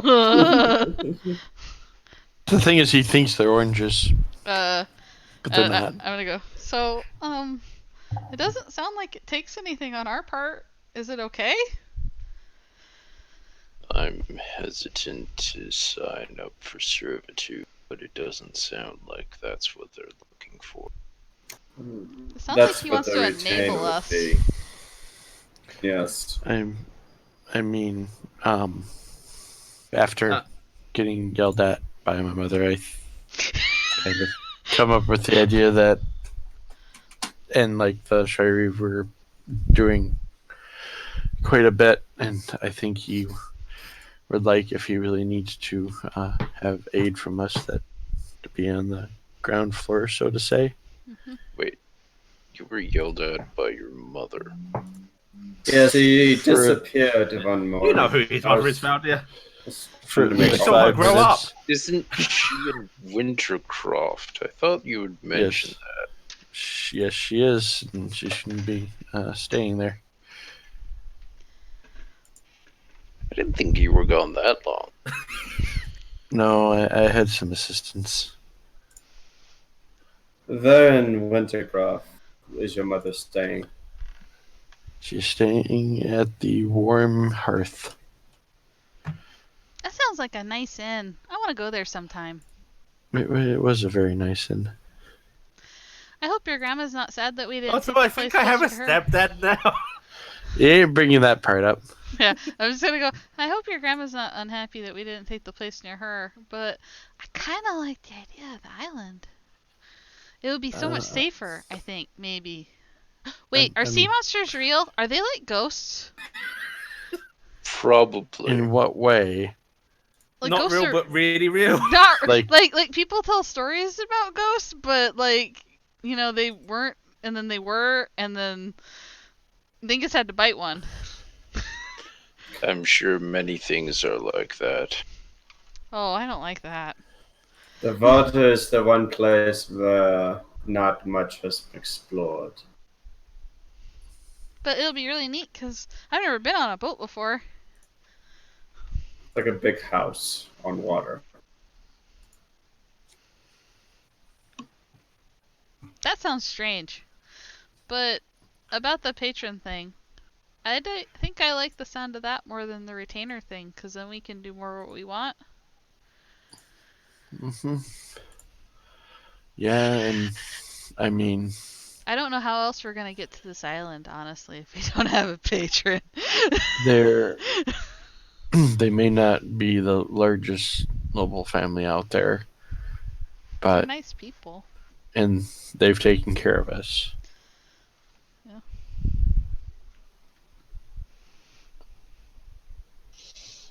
Cass, if what do that's you what think? you want. Hmm? What do you think?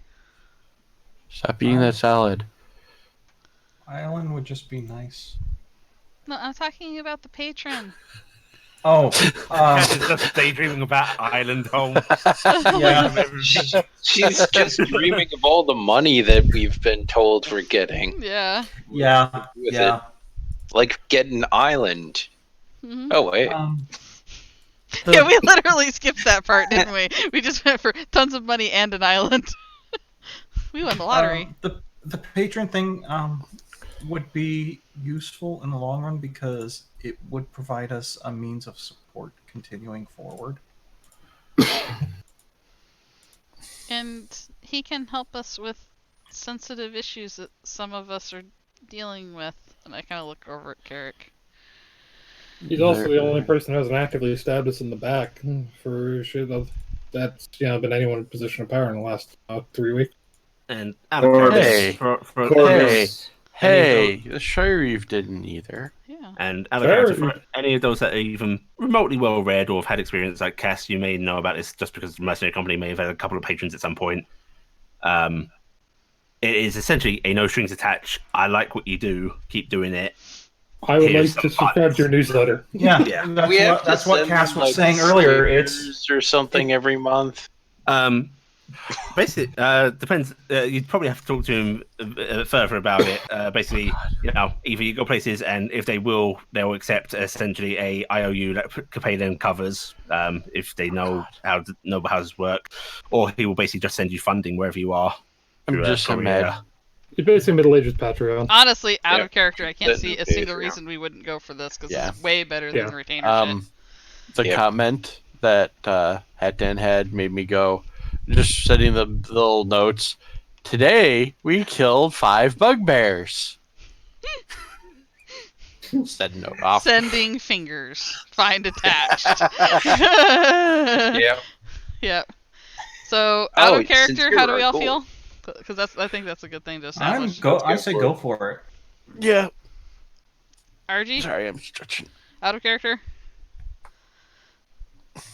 Kronos? Sorry, can you repeat that? Are you okay with the patron? Out of character? Yeah. Purvis?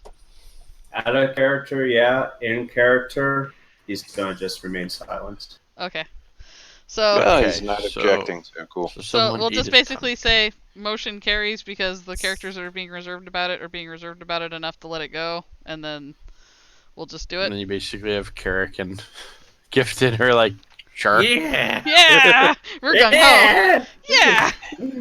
Fowler's probably got in character reservations simply because he's got hang-ups about servitude, military, that kind of shit. Yeah. Yep. Yeah. Mm-hmm. All right, so He's been working to keep me out of the military, so it's I good. will wave down one of the servant girls when she comes by. Hi! Hi! Sorry I scared you that one time. Hi! It's okay. And she crouches right down. Can you let Miss Mr. Capet know that we graciously accept. Is it gracious? Is that the word you use? Gracious is good. We are honored to accept his patronage. Sure, but you can let Mr. Capet know yourself if you want. Okay. He's still in his study. Okay. I'll cast thaumaturgy 3 times and then yell. Nope. And remember, that's how you have to do all your vows during the wedding. That's my indoor voice. And she'll get up and basically stand as if waiting for you all to sort of gather yourselves up, and then she will lead you back to Capet's study. Knock on the door politely, open it for you. Yep. Like, have you all had time to talk? Yep. We went over things a couple times and explained things to the people that were having harder times understanding, and she thumbs at herself a few times. we would like to tell you that we would be greatly honored to be patroned by you, sir. Oh, and your marvelous! I'm very pleased to hear that. Oh, good. So I just need a sample of each of your blood. Yes. Now I need you to sign this contract in blood, if you would please. Marvelous. Okay. Well, I suppose there's stuff that needs to be done. When the Shire Reeve has your mercenary company registered, suppose come back and tell me, and I'll see about getting a ship sorted for you as well. Here for now though, he actually hands off the deed, and he basically gives you all a separate coin purse, which are pretty heavy, with 100 plat each in them. Gifted just Yeah, stares at this Gifted. coin purse in dejection. He doesn't actually give it to you. He actually offers it straight to Dingus. Thank God. Oh, He understands how this works now. that's kind of. Unfortunately, And Dingus is sitting there Dingus- with no arms. The inner red dragon in Dingus is. Shall I put this in one of his satchels? Yeah, if you could. I don't know if it'll fit. The Yes, horde grows. Oh, I almost forgot. Speaking of satchels, he actually heads out of the room briefly. Leaves these to his study. Which, anyone want to be sneaky and look around? Any of our dishonest types? Oh. He's putting so much trust in you right now. You could just break it a bit. Actually, Cass is just going to wander around and just look at stuff. Yeah. You can look without touching. Yeah. Not poke, just look Um, and be amazed at all the finery. He's got a few books in here. There's some small statues, some lovely art of him and his family. But otherwise, he's got a fairly orderly and not cluttered office. Out of curiosity, does he have any plants in there? No, he does not like plants. I know Well, Aldi will never be friends with In him. that case, I hereby withdraw my vote in favor of this. But he returns with Lucian, who is carrying looks to be a bundle of satchels. Hey, He's like, hey, no, Karen. Oh, actually, out of character question Yes. because I just thought of something. That book fit in my bag of holding in the Yes. opening or not? yeah. Okay, because part of me was kind of going like, "Oh, am I carrying this?" And nobody's asked me about it. These we use well, it helps with transporting goods by courier. No small things, but I think we can spare them. Here, are you all aware of what a bag of holding is? I point at Carrot. Yes, Vaguely. yes. No, Carrick is not a bag of holding. Point at Dingus's stomach. Well, Well, we that have- is fitting also. we have 3 of these, and those get set down, and then off of Lucian's shoulder comes, and these things are known as haversacks. Not quite the carrying capacity, but a bit quicker to draw what you need from them. Cheaper, you see. And but those are set down as well. And for you, Gifton, it's technically a point cursive holding, but it might be useful for you. And a small little thing is set down. Oh, it's like just my size Barbie doll. Yep, so there are 3 bags of holding, 2 haversacks, and a coin purse of holding. Which is basically half capacity on a bag of holding. Yeah. And of course, a much smaller opening. But good Wow, make thank you so Carrot. much. This is gonna be so great. Look at this dingus. We're gonna make Corvus do the coin purse and give her an actual bag. the haversack. Well, I much appreciate this. No. Quite Oh, God. little. I will take one of the haversacks. I'll take Okay. one of I kind of want to put Corvus in the haversack and not close it and So, see what RG happens. and Corvus take a haversack. So Faldir, Cass, and Carrick get a bag of holding. So Carrick carrying 2. 2 bags of holding. And Gifton, you got this little quick vest. Okay, I'm attaching it to Dingus's saddle. With his Wait. saddle.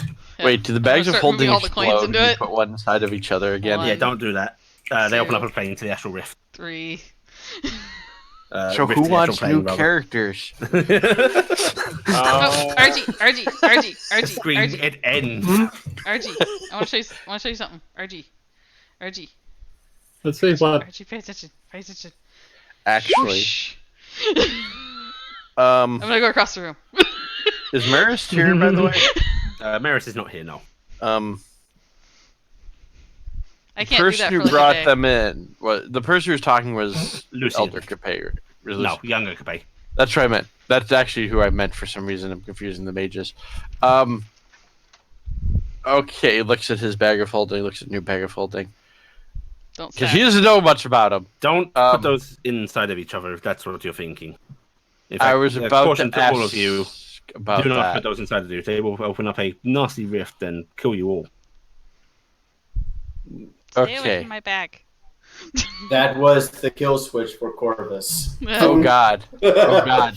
So we have to be really careful about putting Gifton in a backpack now. Well, I put it on Dingus, so don't put Dingus in a backpack with the bag of holding. Well, The little bag of holding. In fact, don't put anybody in a bag of holding right now, because that's a bad plan. well, Thank no. you I so mean, much, there's Mr. technically Capet. yes. And Thank Mr. you. Capet. You're Hang quite it on a welcome, second. and I look forward to your future deeds. Oh, I know what I'm gonna do. Of course, the doors to my house are always open to you all. I should have that the new dresses ready for your daughter soon. Oh, marvelous! Thank you. Oh, we did recover the carriage, and Was her dress okay? the dress is okay. Oh, She good. was quite I know pleased she about was that. very upset. Yes. Corvus will lean down to Gifton and say, "There is one tradition about having a flower girl in a wedding." I blink and I go, Flower girl. Are you volunteering? No. I think he's saying you should ask the young Miss Capet. Get the Yes, kid. ask young Oh, do you Capet. think she'd want to? I think she'd be over the moon. Yes. Yeah, I'd love for her to do that. I don't know much about mortal weddings. We're kind of learning it. Edward's really excited, and he's not letting me find out much right now. Oh, Edward Eleanor, Yeah. would you be willing for Capet to front, say the food for the wedding? Sure. Do tell him to come my way, would you? Okay. Oh, out of character to the GM. Yes. Have I had time to talk to the jeweler? Because I don't want to flip my book open and look his name real quick. You would have been able to, yes. Okay, so did I get set up for him? You get him to agree, and you can also talk to him about apprenticeship if you also wanted to. I was going to do that too, Yeah. but I figured we could talk about that. Part. I just wanted to make sure her ring was getting set up. And basically, he goes, "I need to know how big it is." We're gonna bring care there. Yeah, and basically ask you to bring care in. Okay. I'm also going to point out something to Sam. Mhm. Isn't your race actually mortal? Yes. Yes, but we talk So- about you guys like you're mortal. Because, Okay, because- I was just asking about that because I'm like, Yeah, wait a second. Here's the stick there. The older ones of my race that were originally cast out are still alive, majority. Yeah. They're still essentially immortal. Were Yeah. Well, They're timeless. they're timeless basically. They're and not they invulnerable. Yeah, they're not invulnerable. But those ones are still going if they haven't been murdered. And remember, they have taught yeah, all of their children to call the tall people the mortals. So Why this is was my your race's grandmother? Why was your grandmother so frail then? She had smoke inhalation. She was also not that far up the tree. My Yeah. grandmother was not one of the ancients. My grandmother. Oh, was, I see. Yeah, they've been cursed or whatever. The first generation that got purged out. The first generation that got cursed out is still living in the woods somewhere, probably. Yeah. And they We're are. gonna find out it's right next door. They actually still retain a little bit of their power as well. Yeah. Not on Fabian levels, but you know. Yeah, they're cut off, but they aren't nearly as hobbled as the rest of the species. Yeah. And their children have had to kind of seek shelter amongst the mortals because life is too hard otherwise. And that's why brownies took into going into cities and shit. So to start wrapping things up, Capet will basically dismiss you, and politely, you know, you're always welcome here. But you're free to also leave. You're not prisoners. Yeah. And basically, people can start doing what they wanted to do during all the downtime. if there's anything else basically that needs to be sorted, you're welcome to talk to me during the week and such. But if there's any shopping you want to do, any skills you want to learn, you can start doing that. We will probably cover Gifton's little wedding thing at the beginning of the next session. Okay. That's quick engagement. Because there's an event I'd like to cover. But otherwise, we can handle the downtime stuff out of character. Out of character. What yes. about anything Cassiopeia's thing? Yeah, you didn't do Cassiopeia's magic yes, thing. that's right. Yeah, I mind if I insert this into a little thing? Yeah. So before you left with the pay, thanks for reminding me. Yeah. So Cass, before you all left the garrison to seek a pay, Maris actually asks you to come with him separately. Okay. And basically, he in the corridor still, just away from everyone else, he goes, so the lightning bolt that struck down Jack's Landor, that was yours, yes? Kinda. Well, may I ask how you cast this? Was this with an item, or is this some inherent ability of yours? She's kind of hemming and hawing, doing the little finger thing. Can we talk in private? He sighs a little and nods and takes you aside into a private room. And once she's there, she's going to pull the sword off her side and set it down on the table. She's going, okay, since Tarnstead, I've been having some really bad anger issues, and every time I do, I hear like a storm brewing around me, and well, things have happened. Lightning, thunderbolts, and then this. And she points at the sword. And everything since I came into possession of it has just gotten... She kind of holds out her hands bigger. And I think it's talking to me. And she's kind of looking at him like, please, I'm not insane. So, where You these... got us something, Pokey Step. You said Prince Tarnstead. Did you find this in Tarnstead? No, I took it off of the guy who was writing the Manticore before I stomped the Manticore into a paste. Do you mind if I... And he reaches hand out for it. And she's going to step back. And he'll just pick it up and he'll look it over. And he gives it a couple of sort of cursory swings for the air. Well, 1 second. And then there's that familiar incantation of detect magic. So, well, it's certainly a magical object, although it's a strange tinge to it. And then he looks over at you and looks you up and down. And Cass is actually sitting down at this point. Well, that's very strange. Sitting on, go for it. So you got to understand that races like mine, Elvenkind, a few others, there is a faint signature simply because of inherent magic. It's not something the military is interested in simply because it cannot be used for much more. Mages and those that have actual aptitude are much brighter. You're giving off a glow much more like natural magic, racial magic, you see. Except I'm pretty sure your species does not have anything of the sort. You're not actually a centaur. You were adopted. She's actually two people in a costume. I'm part thunderstorm. 2 gnomes in a trench coat. Yeah. I don't know of anyone in my family who's been able to do what I do. Well, it's certainly an oddity, but... And he'll flip the sword hilt towards you and just basically offer it back to you. You don't give enough of a signature off to be enlisted. So I don't have to report you. Okay. I didn't realize I was magic. A little bit, yes. congratulations, I suppose. Every Oh, little no. thing she does is magic. It was 100 plat, right? Yeah. Yeah, it's 100 plat. Yep. Okay. So it's 1,500 100 gold plat total. and 500 from the garrison, so Yeah. 1,500.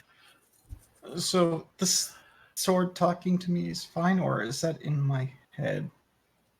Frankly, I don't know. It's magical, and there are some cases of sentient magical items, so it's not talking to me. She thinks you're a dick. So it might be insane, or it might be that. Might be A, might be B, might be both. Okay. That, or I suppose if any of your friends have magical abilities, they might be pulling tricks on you. He says with a questioning look. Not that I know of.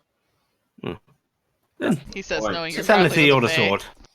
And Cassiopeia is actually flat out honest on that. She's just like, I don't know of anyone playing pranks on me.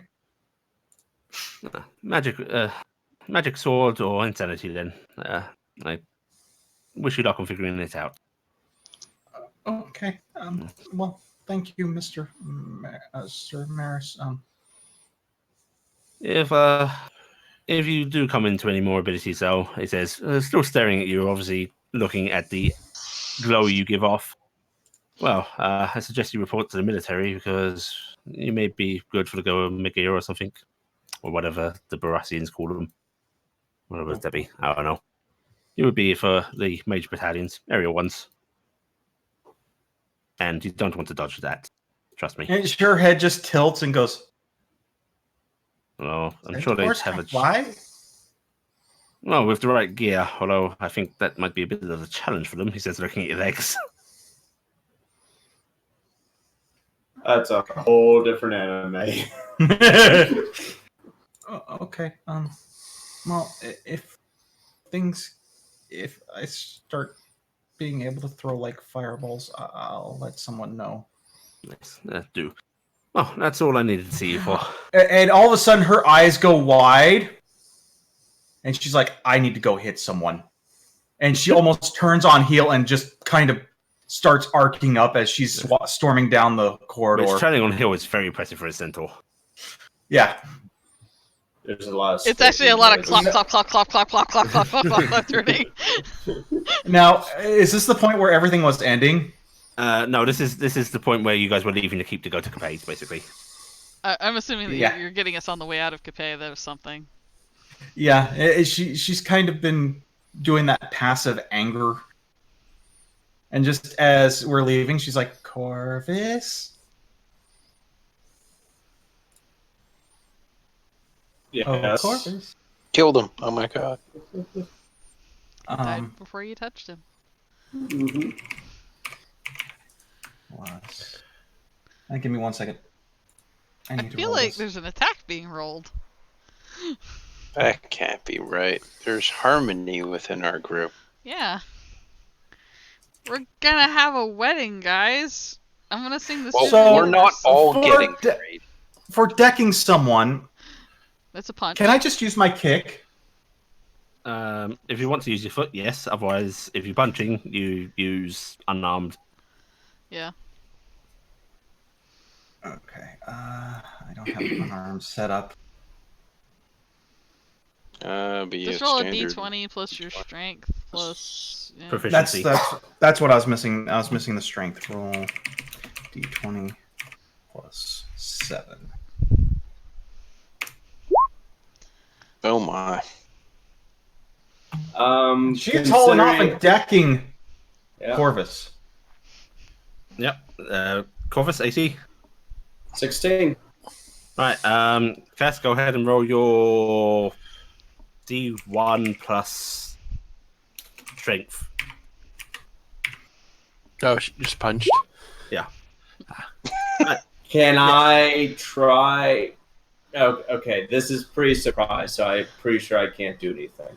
Yeah, I'm pretty sure. Yeah. Pretty sure she Yeah. just comes. She comes up and says Corvus and slams you, and I'm gonna Yeah. go, Cassie, Corvus. Oh my god. And you actually see, because this is when you're leaving Capet, you actually see the gate guard sort of like tense up, like, should we be interceding on this? It's alright, don't. And at that split second that she makes the connection, She immediately flares up, arcs everywhere, and she just grabs him, pulls him up, and goes, "You ever slap my ass again, I will break every bone in your body, and I will Somewhere leave in the you middle for of this, a dead." big And blue just drops shield him. is shimmering in front of Corvus because I would have cast shield. And it's just that split second of pure anger and rage coming off of her, and she just drops him and just kind of happily trots off. Centaurs, obviously sensitive to butt slaps. Obviously. She's been holding that for days. We'll write that down in his notebook. Yeah. I'm Addy. You mentioned about restocking us. Yes, the garrison does offer to restock you, and basically at any point you can go in and... I know you said they have limited items. Yes, basically standard guard armament essentially. Would short swords be considered a Yes, standard guard you could get a element? short sword. So I'd be able to do that without having to pay. Yeah, if anyone wants a short sword, you can get a short sword. Yeah, a little bit more money. They have skirmish shields basically. If anyone wants a skirmish shield. Nice. This would also include some basic armor as well, if anyone was after that. I'd offer Corvus some healing, by the way, but I know he doesn't probably want it. What about studded leather, breastplates, or basically scale mail? I take it because they already gave me arrows. I'm not getting. They're not taking any more. They could give you more arrows now that they know they don't need them for the immediate fucking.